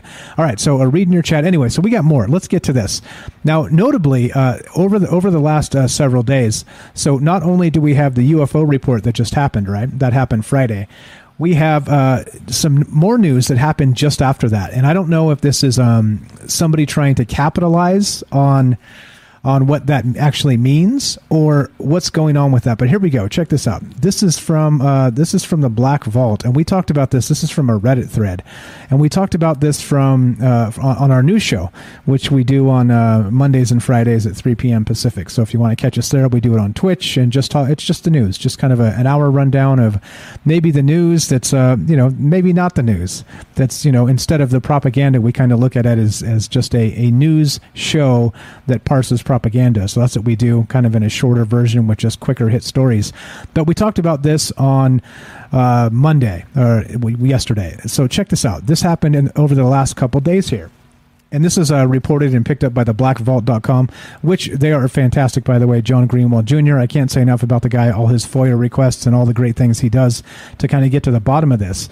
But there were just a couple days ago, black triangle UFO photos on Reddit. Okay, so not only so last week we did a show about the TR-3B, right? And so here we have the UFO report hit Friday, and right around the same time we have these photographs of it looks like a TR-3B, right? It looks like a triangle aircraft. It looks like a UFO. And so not only that, it appears that this actual triangle UFO is flying into or out of or both of the water, into the water or out of the water. Okay. And so I saw this, and it was almost as soon as this went up, it was debunked as a hoax. And that's how good people are getting with these things. If you try and use a stock photo and then try and Photoshop things on top of it, the internet is going to track down that stock photo that you use faster than you can say, what the hell just happened? So don't try it. Don't try it. But in any case, point being, let's see the background. This case comes from a social media network, Reddit, and this is from the blackvault.com. The article here. Numerous photographs of a black triangle splashing in the water were posted, then apparently quickly deleted. Savvy users in the thread Reddit/u/UFOs did download and save them to later repost them for analysis, right? And that's what happens. You try and hoax people, they're going to catch you. So the Black Vault has archived them below. There have been many within hours of these being posted who have submitted legitimate observations to point to these being a hoax. That analysis, with credit to all those who did, is also below for consideration. So I'm going to link this. If I did I link this? Yeah, I think I did. I'm going to make sure, just because when people do good work, it's important to actually credit them for this. And this is what went down. This just went down this couple days ago, and so trying to capitalize on this story, the 6 month UFO report, but it's fake. It's a stock photo of a whale jumping out of the water, and they photoshopped this triangle over the whale. All right, so we'll get to some more fake UFOs. And point being is that you have to be very careful when you look at this stuff, because you just never know, right? You just never know. There's always people trying to fake us out, always people trying to make us look like fools. And this is a fantastic a fantastic way to look at this when you're kind of in the middle. You don't have to be a skeptic. You don't have to be a believer. You can take the evidence as it comes and decide on a case-by-case basis. But we do have a phone call here. Let's go to, looks like Jennifer in Colorado. You're on Troubled Minds with Mike. How are you, my friend? Hey, Mike. How you doing? I'm doing very well. Thank you for the call. What is on your mind tonight? Oh, there's some echo. Hang on. Are you hearing echo on your side? I am not. Let me see if I can click a button, see if that helps. No, it's probably on my end. I have really bad internet. I'm out in the middle of nowhere, basically, so okay. It's pretty hard to get decent internet, and I pretty much use my phone for the internet. But no, as far as what you're saying with how the media responding to the UAP report, I think it is really strange the way they're responding. I mean, if you look at everyone's responded. I mean, you have Scientific America, as far as like the mainstream medias, CNN, the San Francisco Chronicler, the New York Post. So, I mean, Fox, all the major news people are responding to it, just like we are. That's what's strange. Their response sounds very much like our own, because I mean, they're working with I think it was a 9-page report. I mean, we got a 4-page report, but there were some takeaways I thought were really interesting, and that CNN was talking. They kind of broke it down into Cliff's Notes into 8 parts, and they discussed, about the different categories they were going to have, and they talked about who did the report, and that the reports were coming from serious, credible sources, that they were coming from military, or I guess reputable government officials. So they took very serious reports. These 144 reports were from very serious accounts. It was also, I mean, it's interesting because it was only done by like 2 people, I think. Wasn't it like 2 people who did the report? 2 people. Working part-time or something. Yep. In like 180 days. And they had access to, all these different files going from 2004 to 2004 to 2017 or something. Yeah. And so I think they did the best that these 2 people, I suppose they did the best that they could with what they couldn't throw away as just being weather phenomenon or birds or, practice defense, aerial objects or whatever they're doing. But what's really strange, though, is that I noticed they said that, who said this? So I wrote a bunch of notes down because I wasn't even sure. I was like, I don't know how you could respond to this kind of question really good. But, that even, I think it was the head of Luis Elizondo or something, who was the head of a secret project in the Pentagon. This was mentioned by the San Francisco Chronicler or the New York Post, I can't remember. But that he said that if the American public had access to all these files, that their mood would be very somber, and that they might even, seek out religious belief for solace about it. So he kind of insinuated, and then I think I can't remember who else said, that we can't rule out ETs as the source of these UFOs. So they have these very strange responses, and they almost seem like that they're necessarily blaming the government per se. They're saying that the government needs to become more scientifically advanced because they can't understand how these things are hovering in the air and changing direction. And so I think it's really odd the way the media is responding. They seem like, well, maybe I'm sure they probably already knew. I mean, if you want to believe that they're all in on it together, which I kind of do. But it is very strange that they're kind of egging the American public on to be more interested, to want more questions. And it's very disappointing that the American people are not even taking heed that the Pentagon and that former deputies of defense for, the intelligence department are telling people that these things are actually unexplained. And by unexplained, they defy the laws of what their science understands right now. So they're literally admitting, and, the media is saying it as well, that our government and our science cannot explain what these 143, incidences out of the 144, what they are, because they move against the wind. They seem to have no propulsion. So I think it's very strange that they are taking it just as seriously, I don't know if they're pretending or what, because we tend to think that because I don't like mainstream media either, but they're saying kind of exactly what we're saying.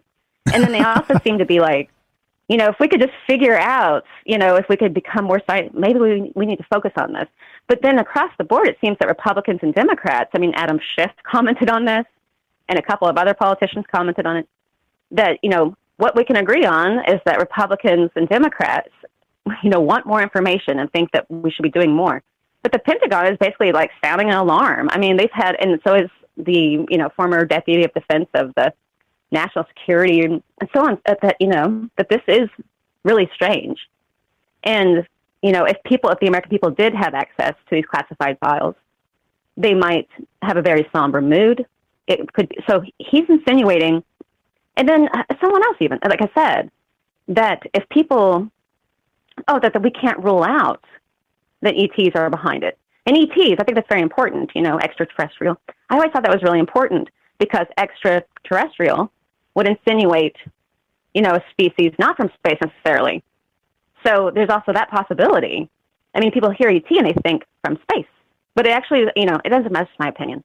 But, yeah, I think the media's response is a little bit more thorough than I expected. At first, when you were talking about it, I was like, well, they're not saying enough, but they can't really have a lot to work with, just like we don't have a lot to work with. But I think that giving 180 days to two people to, scourge over reports from these military and government people, I think it wasn't enough time. And I think that they did do a decent enough job, even though it was horrible that we were like, because we wanted so much more. Like everybody, I guess, in the country and around the world. And all they could give us was, it's too advanced for us, and we can't explain it. And so what we're going to say is that if we become more advanced and keep studying it and throw money at it, we will do more studying. And then they actually kind of seem amused that the American people are just kind of like, after about 2 days or so, the American people are just kind of done with it. It's like, well, I got stuff to do, so... Yeah, and people exactly. just have stuff to do. I'm busy. We don't here. have the means. I have to pay my tax bill. To study this stuff. I'm sorry, what? I'm busy here. I have to pay my tax bill. You know what I mean? I don't have time for UFOs. Yeah. No. Okay. Let me ask you this. Actually, I'm going to make a statement on all that stuff you just said. The only thing that frightens me more than an alien invasion is a bipartisan bill in Washington. That's the only thing that scares me more, because that means something is amiss. And so you make a very good point here that the mainstream media has jumped all over this. Now, is it clickbait value or is it something else? Are they trying to get us to do or act a particular way? And that's the thing that makes me suspicious, especially when, like you said, Adam Schiff, we got everybody who's anybody is commented on this. Let's go one from both sides of the aisle, Adam Schiff and Marco Rubio. Really odd. Yeah, it's odd. It is, right? Oh, one thing that was mentioned too was that they don't think that they got all the reports they could have got because it's been so stigmatized. So military men and government people may not be coming forth with all that they know because there's a stigma around UFOs. If people come out and say it, like immediately, if you're like, oh, I'm studying on UFOs, they look at you like you're just silly, So you believe in UFOs now. It's a typical type of response, even though it's like, yeah, without a doubt, like even the military and like the Pentagon and the Secretaries of Defense and all these, people who we consider very important are telling us that there are UFOs. Now, I guess, a question it's been bothering me lately is if extraterrestrials, these people or these things behind the UFO phenomenon, if they were to come out to the world, or if they already have, of course, a lot of us think that, but would the world rulers, because they are so scientifically advanced, would they turn over, control of the world to these more advanced, because they teach, with evolution and everything, that we're not as evolved because we can't do this kind of stuff. So they must be more evolved, that kind of thinking.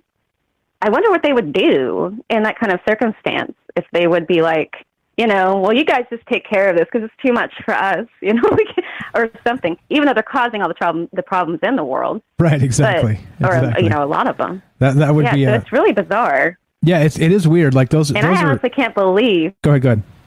Go ahead. No, go right ahead. I cannot believe the media is actually as interested as they are. I actually kind of thought that they wouldn't really cover it because then, it might be kind of awkward or something because there's kind of the silliness about it. But in fact, Scientific America, National Geographic, I mean, basically everyone that's serious, NPR, I mean, basically all the serious media has been like, I wonder what's going on, just like we're doing. And it's really strange. I think it's really weird. Like I said on Friday when I did the show about this, the report, I was very more interested to find out how the press reacted. So I had one of two options in my mind, and they were both polarized. One was they would just ignore it, sweep it under the carpet, forget like it ever happened, pretend that it just make it go away. That's what I thought, yeah. But they did the opposite. Everybody's got a comment. Everybody's jumping on it, and this is now the talk of the town this week. So let's see how long it lasts, what comes out of it. I don't know. We'll keep an eye on this, as you know. That's what we do on this show. I hate to let you go, Jennifer. You're always fantastic. I got a caller behind you, but I'll see you later. Thank you so much for the call. We'll talk to you soon. Thanks for listening. That's Jennifer, and great calls as always. Like Night Stalker said in the chat, that all the best callers take notes. All the best callers take notes. And there you go. That's Jennifer. Always a fantastic call. Let's go to Benjamin in Virginia. What's up, my friend? It's been a long time. How are you? I'm good. What's going on, Mike? Talking UFOs, man. You know how we do this. What do you think about this whole UFO report? I think it's ass. Excuse my language. I'm not trying to mean no disrespect to anybody who was expecting this report, but think about it this way. Something that's been deemed classified for this many years. Okay, now this phenomenon has been going on for years. And people, and I know there's other people in chat, like myself, who's experienced it, who's been there, lived it, trying to keep their heads low. Imagine what would you can only imagine how people would react if full disclosure came out. The only way that anybody would know the truth is if the aliens just parked on our freaking lawns and said, "Hi, how you doing? Don't mind us. We're just passing through." It was bullshit from the word go. Whoa, no cursing. We're on the radio. Benjamin, no cursing. We're on the radio. Go ahead. Sorry. Continue. Okay. Well, I'm sorry. Thank you. But I mean, it's crap. I mean, even when I first started hearing about it, where they was talking about this report thing that was going to come out, I knew that it was going to be a bunch of orange and apples. I mean, come on, man, nice common sense. Nice catch. But to every lie the government tells us, there's some truth behind it. Now think about it. Tesla's designs were stolen from him when he died. Who's to say, and I even posted this in chat, who's to say that we do have alien technology, but we didn't know how to back engineer it, and now that we have Tesla's designs, we incorporated his designs with alien technology to back engineer these crafts. Who's to say that's not half of what's flying around up in the skies? Nobody really knows. So in my personal opinion about it is, I don't think the truth will ever come out until the aliens actually park on everybody's lawns, until there's one that's parked on the White House lawn. Yeah, I kind of agree. I mean, that's my theory about it. I kind of agree. It seems like not just that though, that we now we have the press kind of feeding us these narratives, and then trying to parse it and talk about it and think about it like we do, just like Jennifer was saying there. It makes me suspicious, right? Like, what's the next step? I don't know if we're expected to believe now suddenly this is a real thing. The ETs are real. I mean, they're not saying it, but they're insinuating heavily that this is the case, right? And so I think that's the thing that makes me suspicious. All right, I'm sorry. I don't mean to interrupt you. I'm sorry. Hold on one second. Here's my thing on that, Mike. One sec, Benjamin. One sec. We got 2 minutes, so you got to make it brief, okay? Before we got to end the show. Okay. So 2 minutes. Go ahead. Okay. With the government, we all know how the government lies. We all know about MSN. When the government came out and posted those documents, the MSN pushed their agenda. There you go. That's all that needs to be said right there. Right. But that's all I wanted to. That's all I wanted to call into the show about. It was Orange and apples, dude. Orange and apples. Okay. Keep up the good fight. I'm going to jump back in the stream, Mike. I appreciate it, my friend. That's Benjamin from Virginia. Thank you for the call. Thank you for listening. And that's exactly it. I think that, like I said, and I stand by this. The only thing that scares me more than an alien invasion is a bipartisan bill in Washington, because it means, right, they agree they're going to take something from us. And so now we have the opposite happening with the media kind of leading the push here, and we're supposed to believe in aliens now. We're supposed to believe in whatever it is they're telling us to believe in.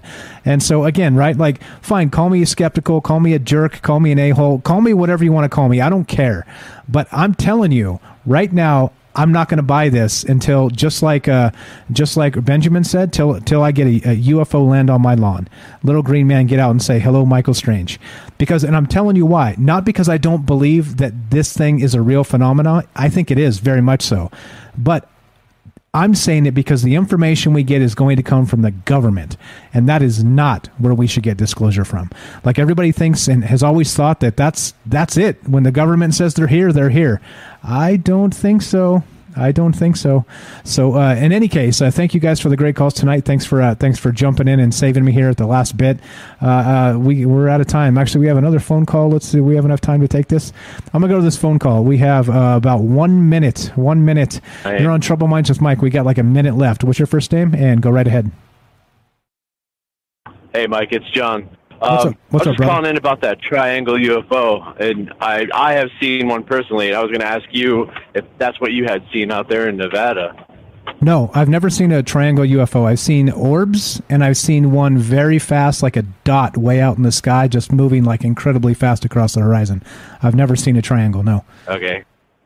Because I live down in Georgia, and I live by Valdosta, so I think that's close to Jones Air Force Base, whatever it is. Okay. But I work at night, and I was outside, and I saw this triangle thing cruising around, and I was like, oh, shit. I was like, there's a UFO, but it came so close to me that, like, I could tell it was military. Like, I could tell just the way it was moving, the way it looked. Like, that's how close it was. Like, I could definitely tell it was military. Gotcha, yeah. So that's the thing. That's what they're saying. The Richard Dolan leak suggests these are ours. So I appreciate the call, my man. We got to go. You were the best. We'll talk to you soon. Thanks for listening. Later. Thanks, John. All right, there you go. This is Troubled Minds. I'm Michael Strange, and we talk about all the weird stuff, right? We talk about aliens, conspiracy, the paranormal, and propaganda, right? I think probably that's the better thing to be an expert in is propaganda than any of the rest of this stuff, because you can parse what's going on from the media and from the government. And that's how we take this these angles, this UFOs and the aliens and everything else. Are they telling us a bunch of BS, or is there something more to it? In any case, thank you for listening, guys. If you're listening on the Fringe FM, stay tuned for Joe Roop Lighting the Void.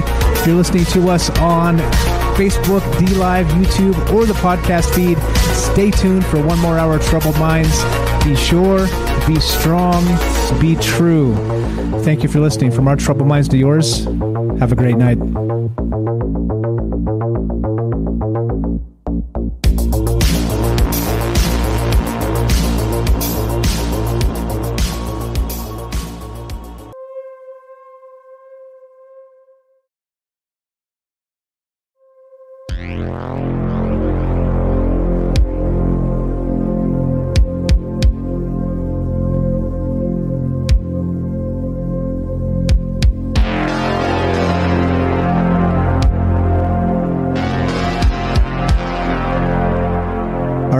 So the deal is this, guys. We're off the radio now, so we can let our hair down,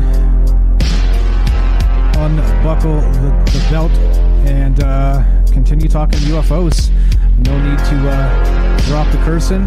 The first F-bomb is yours, or maybe it'll be mine. We'll see.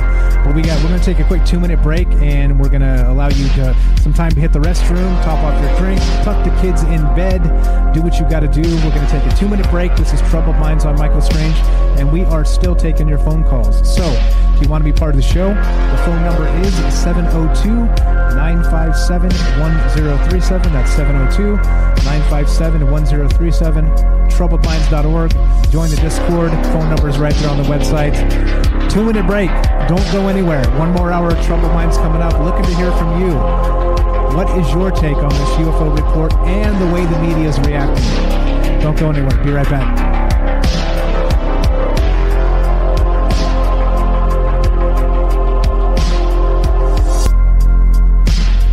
right, good enough. Is that 2 minutes? Something like that. Let's kill it. Let's kill the music and let's get back to this. No, and what's up, NS? That is not my picture looking at you from the bunker. That is me. I told you I stream in a bunker. There's the bunker. I've got proof. I have proof. It's right here all around me. Yep. You guys didn't believe me? I have proof. All right. We're going to go to a phone call. This is Troubled Minds on Michael Strange. We're still talking about all the things, right? All the UFOs and the UFO report on Friday, what the media is saying about it. I don't care about that. I care less about that. I care more about what you guys have to say about this. So if you want to be part of the show, there is the phone number. There's me in the bunker, 702-957-1037. Give us a call. TroubledMinds.org has the official website and has the phone number. Let's go to Paul in New Hampshire. What's up, Paul? How are you, my friend? Welcome to the show. Good. How you doing, Michael Strange? What's going on? I'm doing very well. How are you, sir? I'm good. I'm good tonight. I've been listening to you all night, kind of, on the fence about all this stuff right now. But I think a really good thing I want to talk about what you brought up with mass media and, okay, this report that's come out. Yeah, we all knew this was coming. I think people like you and I mean, that have studied this for a while, or, I've been studying it for so long, it was kind of expected for me what was going to happen. And I think what I saw in this, which really it really set the record straight, just kind of proved to me that, why this is so difficult to get this stuff out there, is what happened on Tucker Carlson recently. I think it was Friday night after this thing came out. Lou Elizondo had showed up on there, and I think, Lou Elizondo lately has been labeled as the biggest guy in ufology by mass media, basically. Not by people that studied it, not by people but mass media. So I think you called it, if you want to call it clickbait or a reason, okay, now they're going to use this and they're putting it on the news now, but we still haven't gotten any real answers. And this is what I saw the other night that really resonated with me and kind of proves what I've been saying all along, that this is just another go-around that's happened. It's been a cycle that's been happening every 10 or 15 years for the last 50 to 70 years. And Tucker, said, basically, flat out said, and I thought this was awesome at first, when you started watching the segment that they did, he had said, so, let me get to the point, Mr. Elizondo. Thank you for having you on. But, okay, so now we have this thing, and we know they're probably not China. They're probably not Russia. They're doing things we can't do. This is advanced technology. So that pretty much leaves one thing. And he finally said the first time that, so this is more than likely extraterrestrial, right? And after he's been pumping him for so long, he's been on the show several times. He's been not only on there, he's been on every network, as you know, CBS, CNN. He's gone on all these shows and said the same thing. This isn't me saying this. This isn't the government saying this. This is a guy that leaked some stuff. We have pilots now, like David Fravor and the Nimitz encounter. And if you look at the evidence, and this is just recent stuff. Let's go back 30 years, so maybe I won't go there. But, and then Elizondo goes, well, I can't really say that. And they did the same thing and twisted around that they've always been doing. And he said, well, it might be a natural phenomenon and it might be an underwater thing. And, we really don't have this. So right here you have the whistleblower, this guy that's supposed to be the king of UFOs now, that's come forward, that worked for the CIA for what, how many years? And goes right back to the same rhetoric of, we finally get a real reporter. Whether he's real or not, I know it's Tucker Carlson, but you got to look at the facts here. I'd rather watch him than Don Lemon or Kumo, on CNN. I call it all. Man, put on Hannity, you know what I'm saying, man. And here you go. Here goes Elizondo. Well, it's natural, and we don't know what it is. And instead of saying, yeah, okay, man, it is extraterrestrial, when they know what it is. These people have known for years what it is, and they think there's plenty of evidence. Physical too. I think we got into that in one of your earlier shows about the ancient alien theory, and didn't really get to some of that physical evidence. I think that anybody's going to prove at least, if anything, that there was advanced technology on this planet for thousands of years. And now here we go, right back in the same old circle. And now more leaks and whistleblowers and what's real and what's not, and fake pictures going up, and videos of night vision, and videos that look like, okay, it's blinking lights in the sky. When is it going to end? I don't think in our lifetime. I just don't see it happening.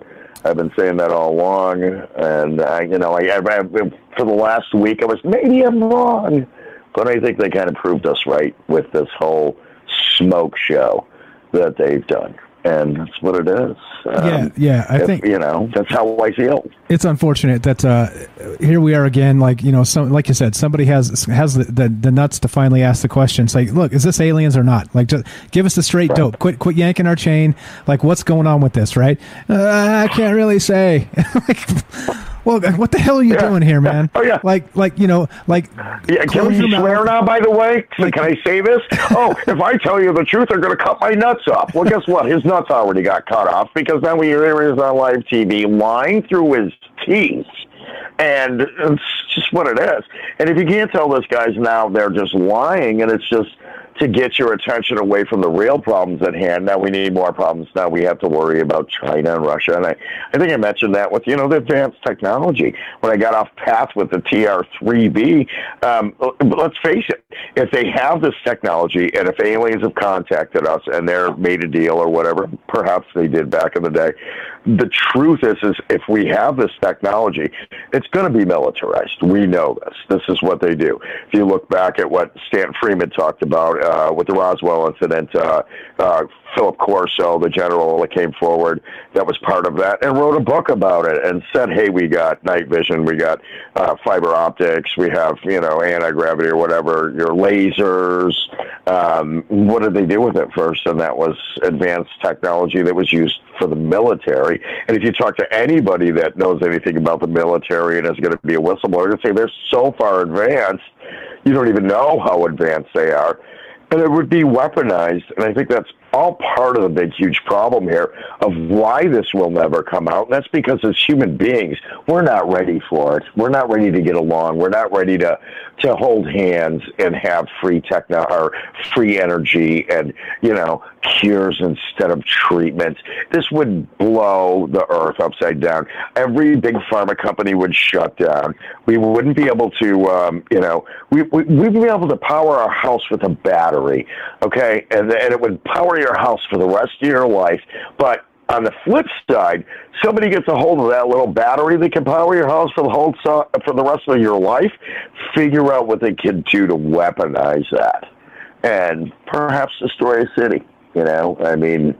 It's just what it is, and we're not ready, and mass media is never, ever in our lifetime going to tell this. So unless the aliens come down to land, which, again, if they're millions of years more advanced, and it seems to be, the evidence is there to show that they've been here all along, why would they do that and come down and say, hey, here you go, monkeys. One day we're eating bananas, next day we're building pyramids, next day we're blowing each other up. Or hopefully flying UFOs instead. Hopefully that's in our future. The flying cars. The flying cars are jumping here. Around, yeah. Anti-gravity. Hey, man, I never told you this. I have somebody contact me once through my YouTube channel, and they go, we built anti-gravity technology. And I was like, really? I'm getting email after email and then messages and join me on this group. And then they're showing me videos that they made on YouTube. And I was like, you people are flipping nuts, okay? There's nothing here that you have. And it's just what it was. And they were, I don't know why, they go outside on this night, climb a mountain and look up to the sky and the northwest side. And we're going to fly this anti-gravity technology. But I don't want you to know who I am. I want you to take this video. And then I look, there's a satellite going over that night. You can probably find it, or maybe it was a space station or whatever.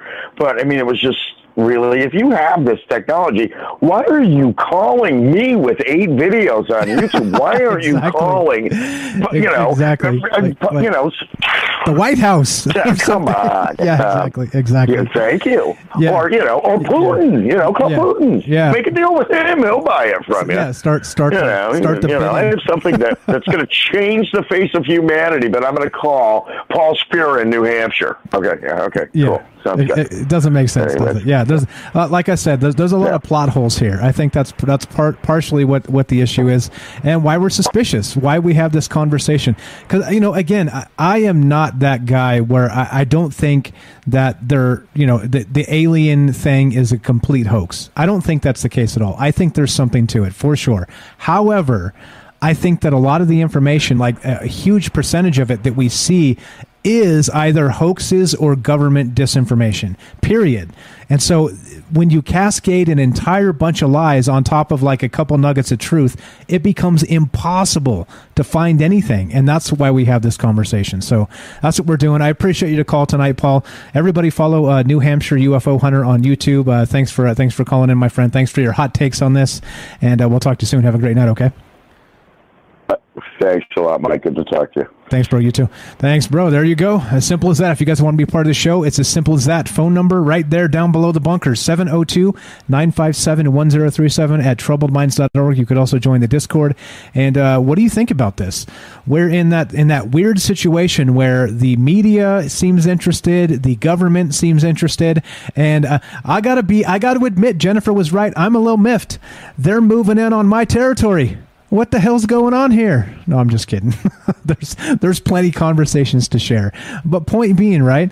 Like when you see an entire establishment pivot towards something and everybody's got something to say about it, that should make you suspicious. At least it makes me suspicious. So there we go. What's up? Jack's got a good point. He says so much UFO, CGI, and drones. And that's kind of what we're looking at. That's kind of what we're talking about and what we do here. So what's up, Kelly? You're on Troubled Minds. I see you there on the Discord. How are you? Good, man. How you doing? I'm doing good, man. Trying not to get too worked up, keep my blood pressure down. What's on your mind tonight? I hear you about that one.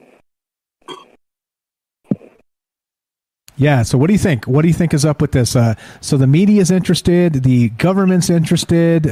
Should we be suspicious of this? And what do you think about those leaks apparently by Richard Dolan? Like, what the hell is that? What in the world is going on? I haven't taken a look at the Richard Dolan one. I'm still gonna take that link that you posted and check that out. But from what you were reading was kind of interesting to me. Number one is what was it? Was it Ramjet? Ramjet. I got it right here. Ramjet hydrogen propulsion system. Yeah, what's crazy, but the Ramjet is just it's a type of engine, right? Because on the EA-6B Prowlers, those are the older aircrafts that we used to use. I don't know other aircraft older aircraft use that type of technology, but it's called Ramjet. And the reason why they were using on the EA-6B, because they carry a lot of electronics, so they have to get off the deck. And so those things are loud and powerful. Out of all the aircraft carrier, all the aircraft that we were, launching on the air, like F-18s and the EA-6B Prowler, man, those things are loud as shit. So they have but the reason for that is they have a lot of thrust. But if they're using what were they? What was the propulsion again? The fuel. Yeah, energy pulse propulsion, ion propulsion, anti-gravity, antimatter, ramjet hydrogen propulsion, and compressed nuclear propulsion. That's from the list. It's interesting that they're going to be using hydrogen,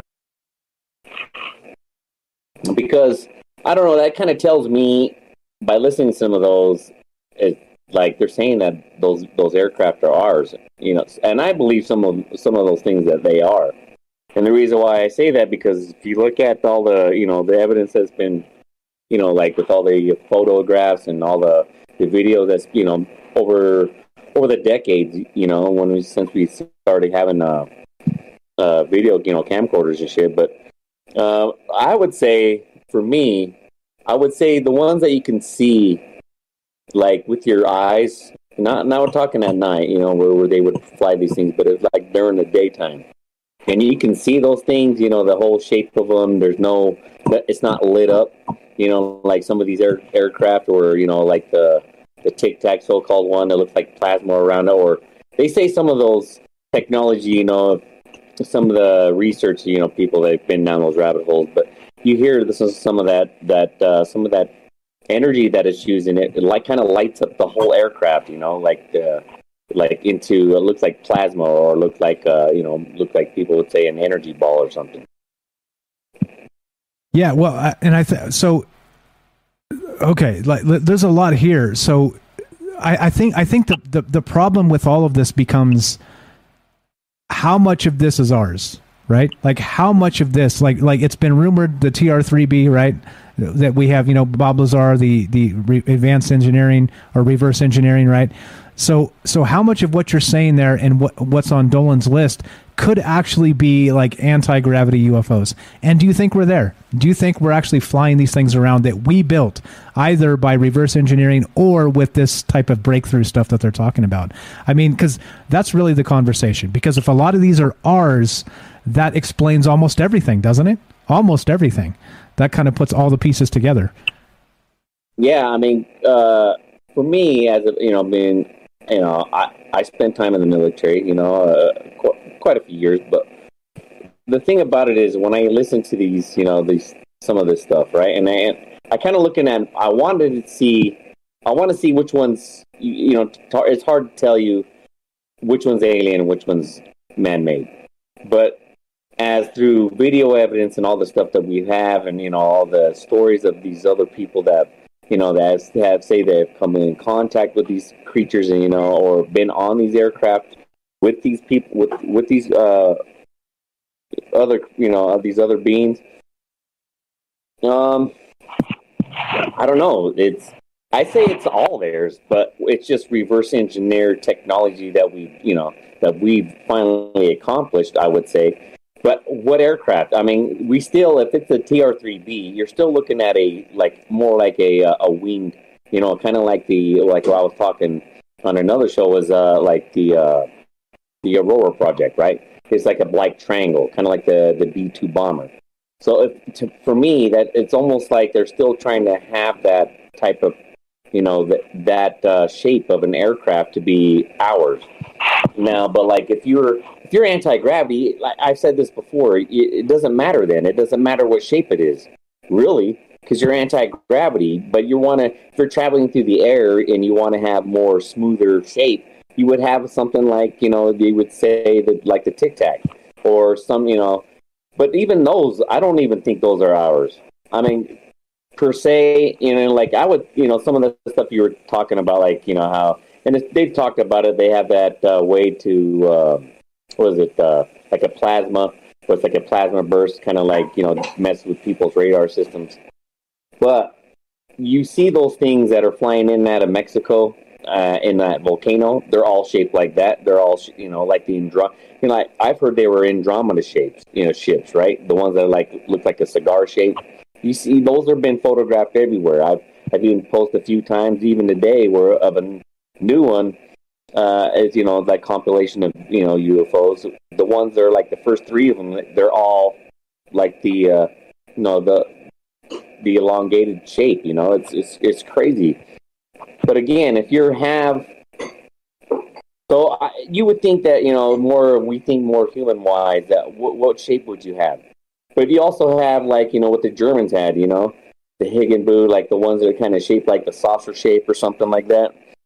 Or like, those are the ones I would say like were man-made. Those ones that were like in the 50s, early 40s. Well, maybe like I would say 50s, 60s that were photographed. That had that kind of shape like that.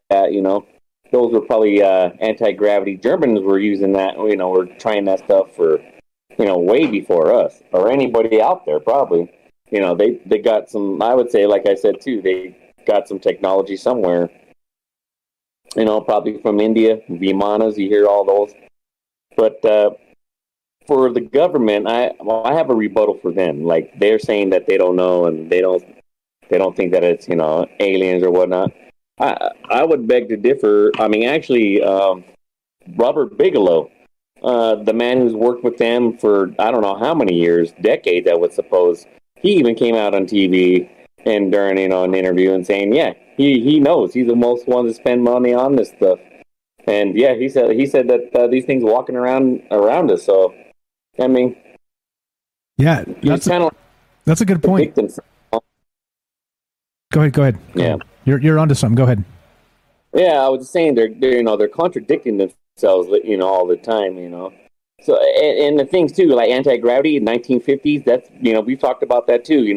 There's all kinds of. I brought out all kinds of scientists that they've been doing that and trying for anti-gravity. That's the most free energy that we're gonna have. But as for like landings and stuff like that, people say for landings, here's a couple of examples of landings. There was that whole school of children over in South Africa. I mean, they even drew pictures. There was probably like 20, 30 of them. But the whole school seen it. And they even seen the creature that came out of the goddamn thing. Exactly. Yep. I'm sorry, go ahead.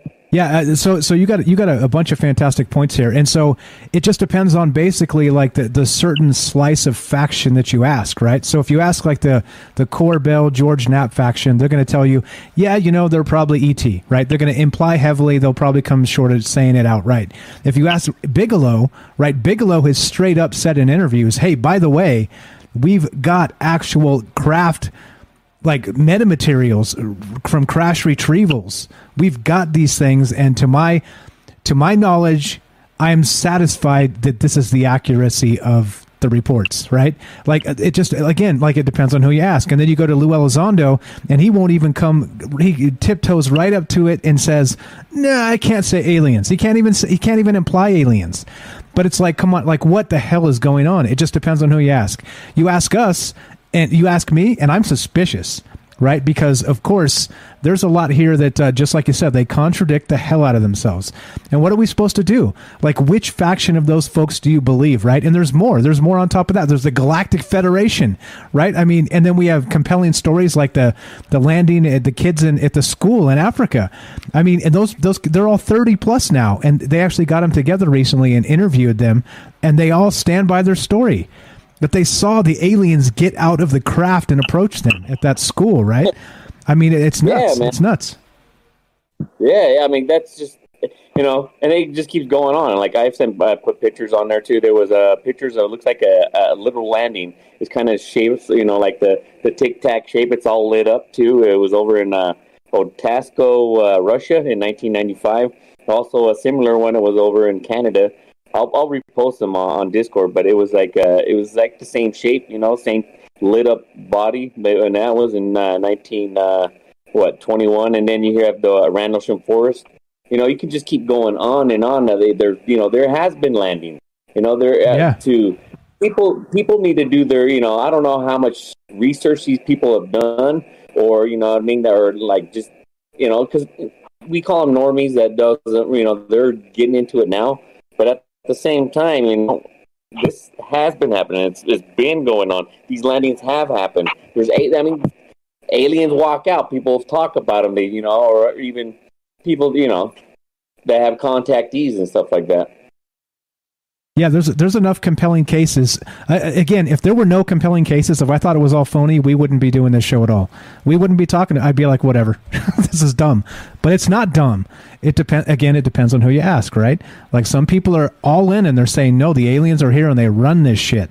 And other people are like, like Lou Elizondo. Again, more contradictions, right? Like I said, they cherry picked a particular block of times coming out of it. Again, it was only two people, and I made it's hilarious that the UAP task force is two people, kind of like wink, wink, Mulder and Scully, right? It's almost like they're making fun of us.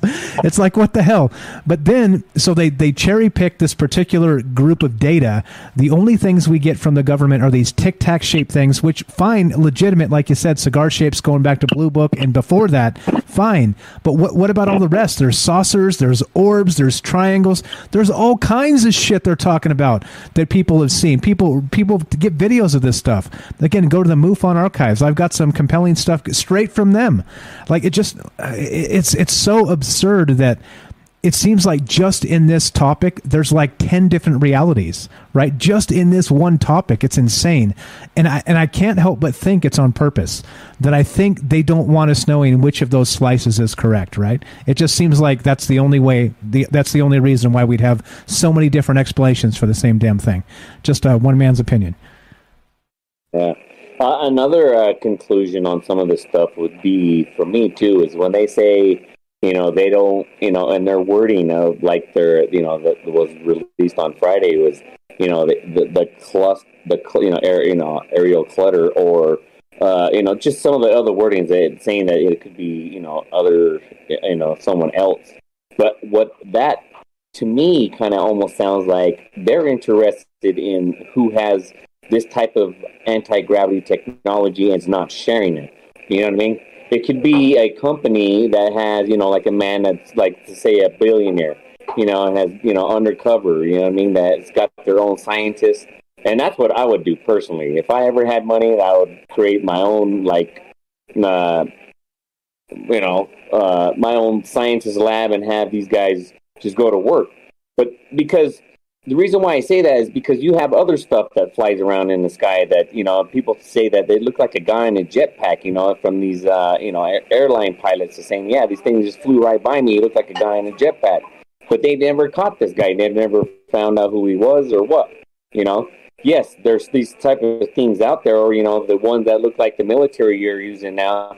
They go from one of those rib boats, which is, that they use to chase down these drug boats, right? And they're taking off on these, it looks like a jetpack, like Iron Man's taking off on, and landing exactly on deck. Yeah. Right? So who knows what type of technology that, someone else might have that, they're just playing with the military. And that's dangerous if they're doing that too. Because who knows if that's, if they are and they lose control of something like that and they run into an F-18 or, an F-16 or, that's kind of, to be doing that stuff.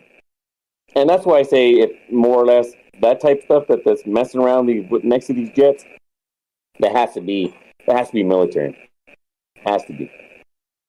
Yeah, well, exactly. Well, I can't say that either, because you had the Foo Fighters that, we had never say that, but I'm talking now that, they're photographing, they're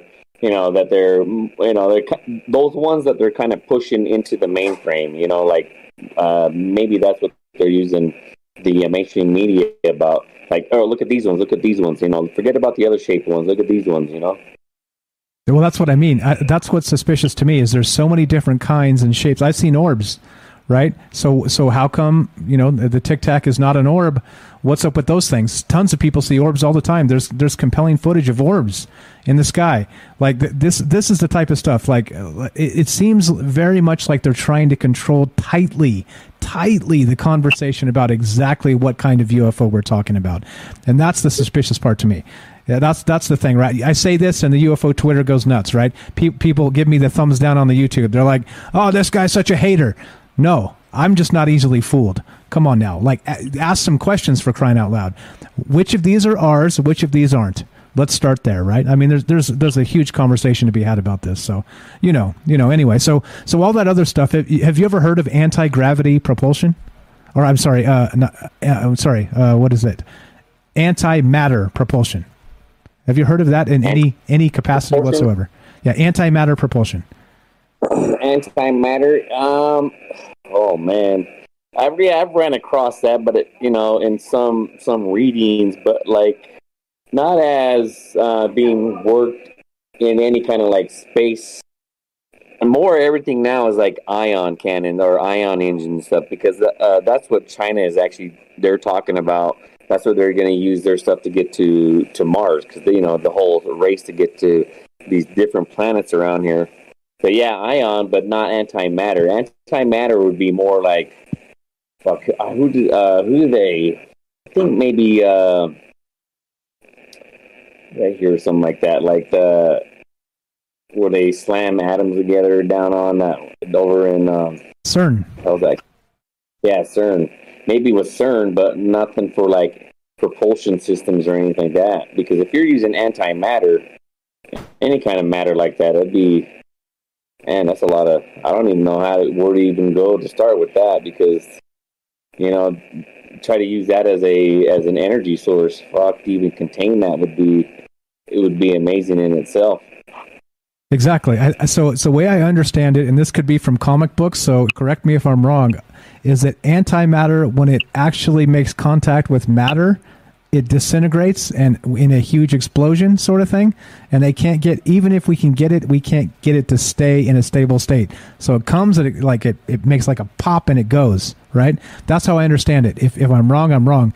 But I've never heard of a propulsion from antimatter. And if this is what DARPA's working on right now, according to this leak to Richard Dolan, then we don't even live in the same world anymore, do we? I mean, that shit is like exotic as hell. You know what that sounds like? Is that one guy that called in that one time? He's real knowledgeable on that. And remember, he was saying that they was using some kind of a metal, and the reason why they had to keep it contained in a vacuum, because once it comes in contact with air, it explodes like an explosion. It's almost like, you know what I mean? And so for me, that's why the question I asked him when he was on here, I think last week, is that would, to me, if you need a vacuum, that's space, right? So all you have to do is add some kind of air, like, they push, I guess satellites into positions. It's not even really, they're not firing any engines. It's more like an air, kind of like pushing it into. Now, if you have that and it's igniting, that's like almost an ion cannon or an ion engine for me, because it's like almost turning metal into liquid and having an explosion. It just, yeah, I wish that guy would, come on and have that conversation with you. Yeah, his name is Richard. He's got an open invite to the show. He's like you said, he's going to do some extra research. He said he worked with Tesla's protege. So he's apparently has some knowledge regarding the Tesla technology that is supposedly vanished or stolen by the government. So yeah, I'm looking forward to that one. But I don't know, like, I'm not an expert in that, but it does seem that there are people that seem to have knowledge, right? Knowledge of this. I don't know. Weird, man. It is weird, though, the world we live in, right? All the different slices of realities we have to believe just to talk about UFOs. It's like, did Eisenhower meet with aliens? It's unbelievable. Just look at our catalog of shows. It's all over the damn place. Sometimes, I get people in the chat, they're like, these people are insane. And then they listen to the show and they're like, oh, I guess they're not really saying all this. They're asking why. They're asking why. You know what I mean? No, we're not insane. Anyway, sorry. Go ahead.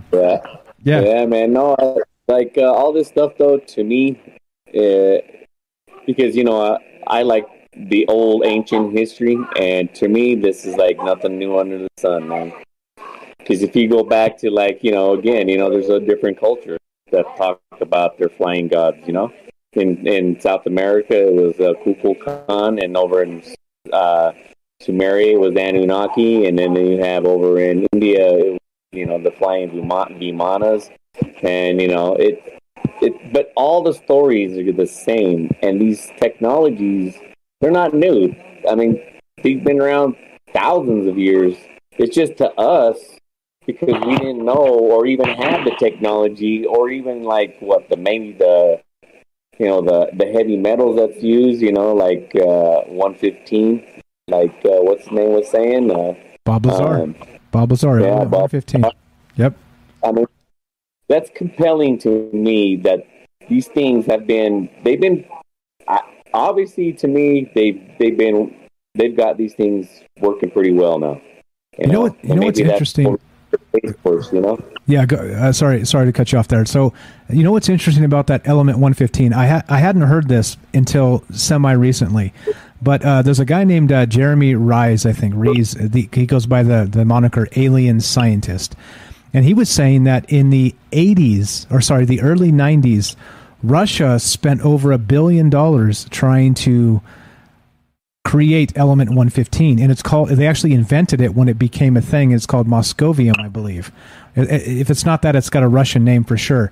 But the thing is that they spent an ass ton of money to try and recreate this, and so it kind of stands to reason that these type of games are played between governments, because if they can make Russia chase their tail for something that doesn't exist and spend a crap load of money, and when they finally get it, guess what? It's not UFO fuel.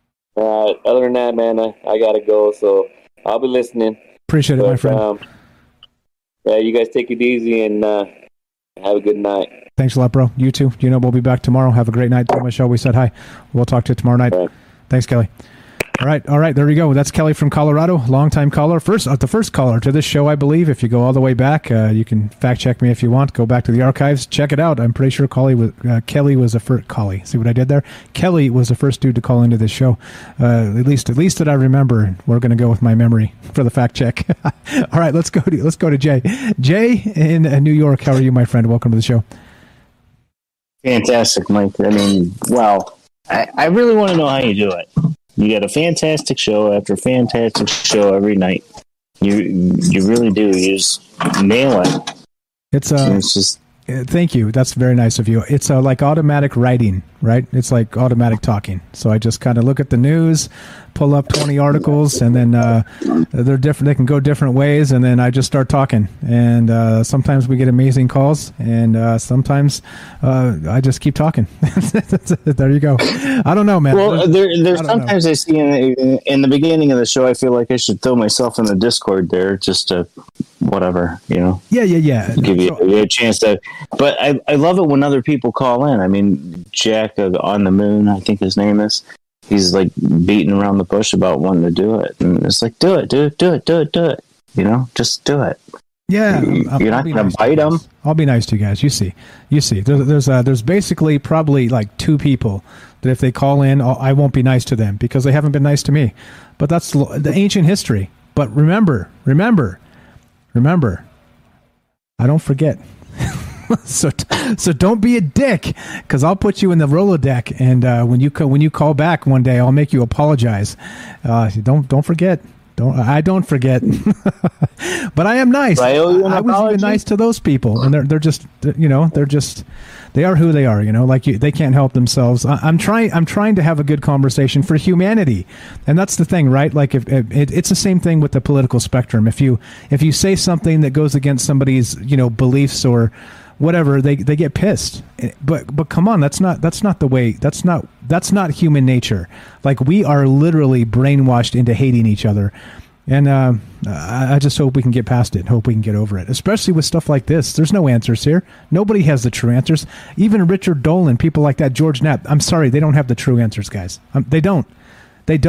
Right? They're doing their best too with sources or whatever, but tons of research and interviews and reading books and all the things they do, right? They're good too. I'm just saying that, like, they don't know all the answers, because if they did, wouldn't they be driving the flying cars? Am I right, Jay? Absolutely. I mean, one of the things that I don't know if I saw in the chat or it was the first caller that called in, because so long ago, but where's the Tesla information? All those documents and everything else like that he took out of his hotel room when he died, an old decrepit man by himself and everything else like that. That guy had a plethora of knowledge that they don't even teach kids in school about it. No. I mean, he was in there with Marconi with the radio towers and the trains and everything else like that in the very beginning of, broadcasting one person to another person telephone calls. I mean, you're talking, I want to say that it was like 1897 or something. The Marconi Tower is here, and the train left Scranton, Pennsylvania, when they wanted to see whether or not they could broadcast back and forth to each other. I mean, that's here. I mean, it's right next to an ice cream shop. Me and the kids go there. It's something that they did. It's history. But it's so little known. There's just a little teeny tiny plaque that this is the Marconi Tower built and blah, blah, blah, blah, blah. And that's all you get to know about it, unless you go to the library or, get on Google or, Safari or whatever your, engine of choice is. Exactly. And look it up, and then the thing is your engine of choice is going to give you what, the clickbait and the commercials that are paying them the best amount of money to see, Right. And it's kind of a bummer, the UFO report. Bummer. Yeah, it's a bummer, right? So what do you think then about so we talked about on Friday? I know most people are kind of underwhelmed by it. Nothing burger, crap, garbage, whatever. Like people are crap. Didn't come with fries. There you go. No fries, no drink. It was just what a disappointment. Like they always say, they always fuck you in the drive-through, right? This is kind of how you feel. How many millions of bucks did that nothing burger cost us? Exactly. I mean, they've been working on that for 180 days, according to Monochrome, right? Yeah, 180 days. Oh yeah. Speaking of which, let's pull up that website. Don't blame the aliens. Let's see if Bailey updated it. We're on the plus side of that now, right? Yeah, Bailey. Yeah, there we go. It's I recommended that she actually set it up so that it counts backwards, and sure as shit she put it up so it's counting backwards now. So now it's days since disclosure, so it's until UFO, but now we're at 3 days 21 hours 48 minutes since the UFO reports. So it's now we can kind of count it past. So we had the countdown to, and then we have the countdown past, so we can kind of reference this and not guess. And still waiting. It's still waiting. Exactly. Here's don'tblamethealiens.com, coded by a friend of ours, Bailey, and there you go. That's the countdown since UFO disclosure, and well, now we're talking about the propaganda. So what do you think, Jay, regarding the UFO disclosure, the propaganda, and the rest of this stuff? Is it what's really happening here? So we have the government kind of clearly being super interested. We have comments from politicians all over the damn spectrum. We have the press paying very close attention. Again, like everybody's been saying tonight, everybody's been all over this, having basically the same conversation we're having. But now, right, how long do they stick with this? Do you think that there's an ulterior motive here? What's going on, man? Like, what's actually happening with basically the reaction to the UFO report? Well, from what I've seen through, the Facebook and the Instagram and all that stuff like that, the bright guy, the Dan Bongino, but no, is that his name? Bongino. Whatever. Bongino. Yep. Bongino. He made a big to-do about it. Tucker Carlson came out and made kind of a to-do about it, we're not focusing on it. We're allowing the conversation to happen mainstream wise. So if something really big happens, we can be like, oh yeah, well, we kind of told you about that 3 days. And is it still up there? 3 days, 21 hours and 50 minutes and 33 seconds ago. Yep. Exactly. We told you. The city-sized thing came down here and parked, like one of the callers said tonight. I'm sorry, I was bad at taking notes today. I forgot his name. Right in the front yard of the White House. Well, we told you it was going to happen. It was part of the disclosure. It was in that other category. We didn't really specify too much about the other. And I don't know. It is what it is, I mean, you have a show where you ask intelligent people to have a civil conversation about what's going on, and we do. Let's think about it a little bit. I don't know. I'm a big fan of the whole planet is like that big island in Hawaii where they got the biggest cattle reservation in the world, and they're just going to thin us down to the Rosicrucians, point. We've got too many people here, So they're going to come, they're going to eat us or freeze us or, pack us into meat or feed us to ash, I hope not.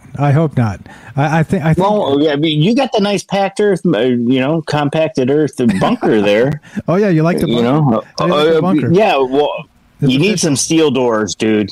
You're missing some steel doors. Yeah. But anyway, really, underground. The cavemen lived, through this before. They were planting up there with, animal blood or, plants or whatever, and their little things, the Egyptians were chiseling it into stone, Yeah. Whatever, it is what it is, man. What are we going to do? You're going to need some F-15s and some nuclear bombs to take them on to prove your point. That's what Biden has suggested. Sorry, that was a bit that was a bit political, wasn't it? That's all right. We talk about aliens because it doesn't get political. That's all right. Hey, so here's the thing. Let me point this out too. So last week when I was pulling information out here, we talked about those fake triangle UFOs that they exposed being a Photoshop hoax on Reddit, right? Somebody. This happens all the time. They think they're cute by posting something and then instantly deleting it, and then when that happens, right? People see it and they're like, "What the hell? It's gone now." But then the people that are clever end up getting copies of it anyway through an Internet Archive or whatever's going on, and then it's exposed as a hoax. But they get whoever it was initially gets the attention they were looking for, right? And I think that's part of the problem here is that you do these things for attention. People do these things for attention, like the press does this stuff for clickbait and all the rest of this. So I was talking about that, with the Black Vault and how they kind of exposed this. Let's pull this up real quick, and I'm gonna link this again if you guys haven't seen it. And again, stay on your guard, right? Stay on your guard. Like, there's fake UFOs, right? People are out there faking the hell out of this stuff and trying to fool us, right? Like, don't fall for it. Just don't fall for it. So here's another one. Speaking of, and I'm gonna end hard stop there on that statement. Now, I'm going to bring up what just happened today. Now, this is a tweet by Jeremy Corbell. All right, hard stop. What I just said. Now this is something different. All right, you make up your mind. This is from Jeremy Corbell, and he released this today. If you can, Jay, watch the stream. I'm reading it. Okay, I'm playing this right now.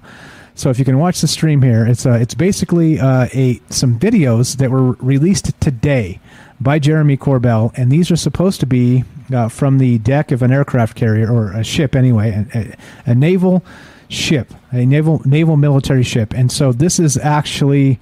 I mean, I don't know. It's basically some dots in the sky, right? And one of them's even flashing like an airplane. Okay, I can see maybe some interceptors coming out there to see what the other guy is. Yeah, maybe that was an F-15 flying by or something. F-18. Yeah. That could be.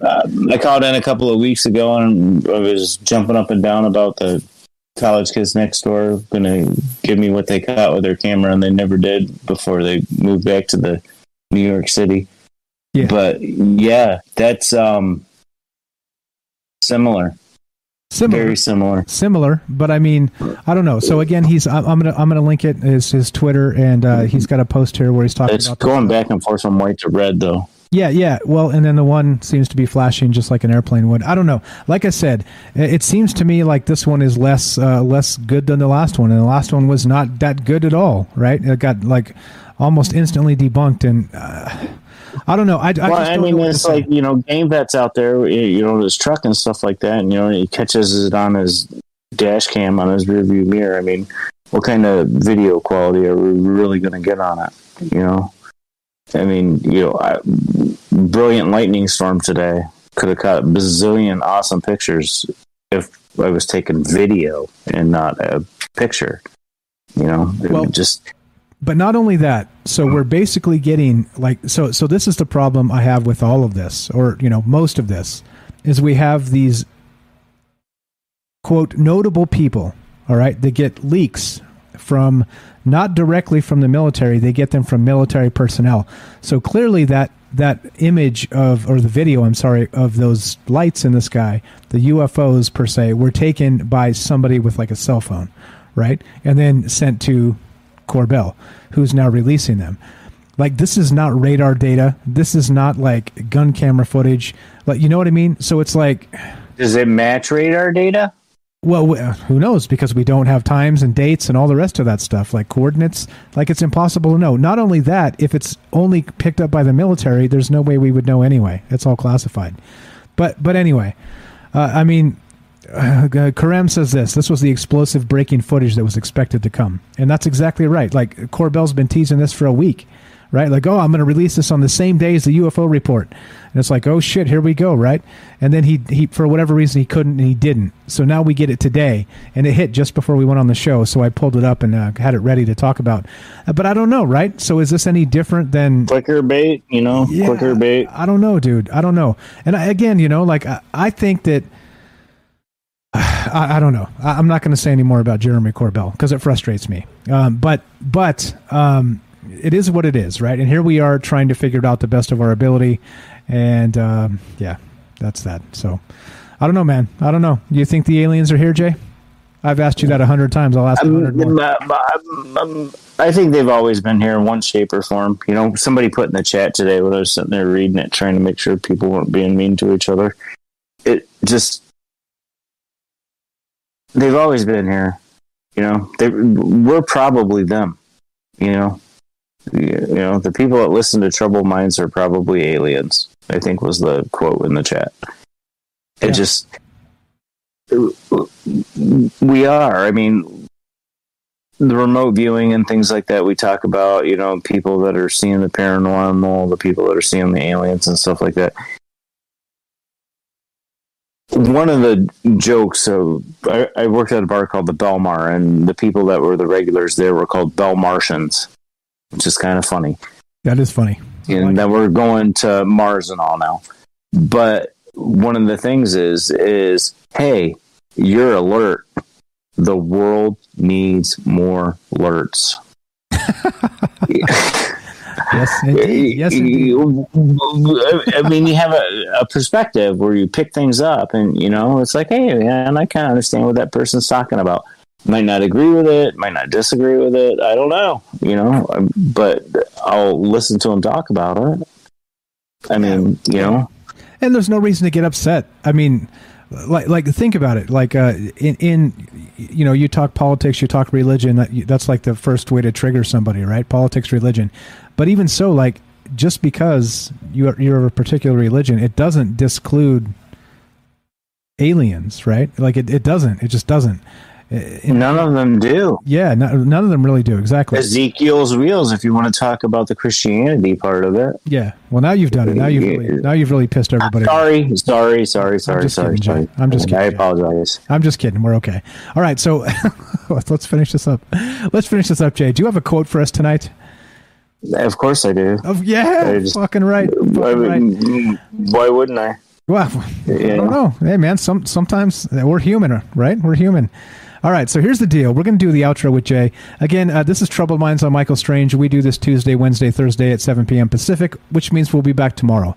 Ash, the reptilian from Mars, will be with us, and we'll be talking about more spitting hot alien fire. That's what we'll be talking about. So let's do the outro, Jay. Let's pick this music right here. Go right ahead, sir. I'm bouncing back and forth between two as usual. Capitalism does not permit an even flow of economic resources. With this system, a small privileged few are rich beyond conscience, and almost all others are doomed to be poor at some level. That's the way the system works. Since now that we know we will not change the rules, we're going to have to change the system. Martin Luther King. There you go. I mean, we're talking about it. It's awesome. We're talking about it all over the world. I mean, now we're spread out over multiple channels. There's no way. We're done. I mean, we've got it. We've done it. Thanks to marijuana winning. Thanks to marijuana for winning the war on drugs. There you go. They can't compete. They're done with it. They can't do it. It's a weed. You can throw a handful of seeds down in the ditch in the middle of the highway, and there you have it. They disclosed it. They semi-admitted it last week. Okay, you're done. You basically proved yourself a liar. Now we know that you've been lying to us. So now it's up to our imagination. Now we're talking to the people that personal experiences and things like that. Throw them all in a blender and we'll figure out which ones are true. The guys who's just be in a juice box, as we tell the kids what to call them. For doing the CGI thing and cutting out the whale and leaving the tail in there just for their little signature to say, haha, I did it. Cut, 300,000 likes on Instagram or TikTok or whatever. Hey, man. I was going to say it. I was not going to say it. All right, so let's finish this up. Thanks, Jay. Fantastic stuff. I appreciate you being ready with a quote. Look, guys, we'll be back tomorrow. This is Troubled Minds. I'm Mike. This is Jay. We're us. You're you. Together, we're more of us. You understand? More of us means you can't fool all of us. All right? It's an important concept. It's an important notion. We're not going to fall for the propaganda. We're not going to fall for the crap. All right? Maybe once, maybe twice. You won't catch us forever. Everybody follow the Curious Bunny on YouTube. Thanks, Penny, for showing up. Tomorrow, 7 p.m. Pacific. Thanks again, Jay. Thanks, everybody, for the great calls tonight. Thanks for bailing me out. Let me drink some whiskey. I get a little cranky if I have to talk for 3 hours straight and can't sip some whiskey, so those calls are critical. Those calls are definitely important. So there we go. There we go. All right. As it ends, you know the deal. Thanks for listening. From our troubled minds to yours, have a great night. We'll see you tomorrow at 7 p.m. God willing. God willing. We're not the boss. The universe is bigger than us. Thanks, Jay.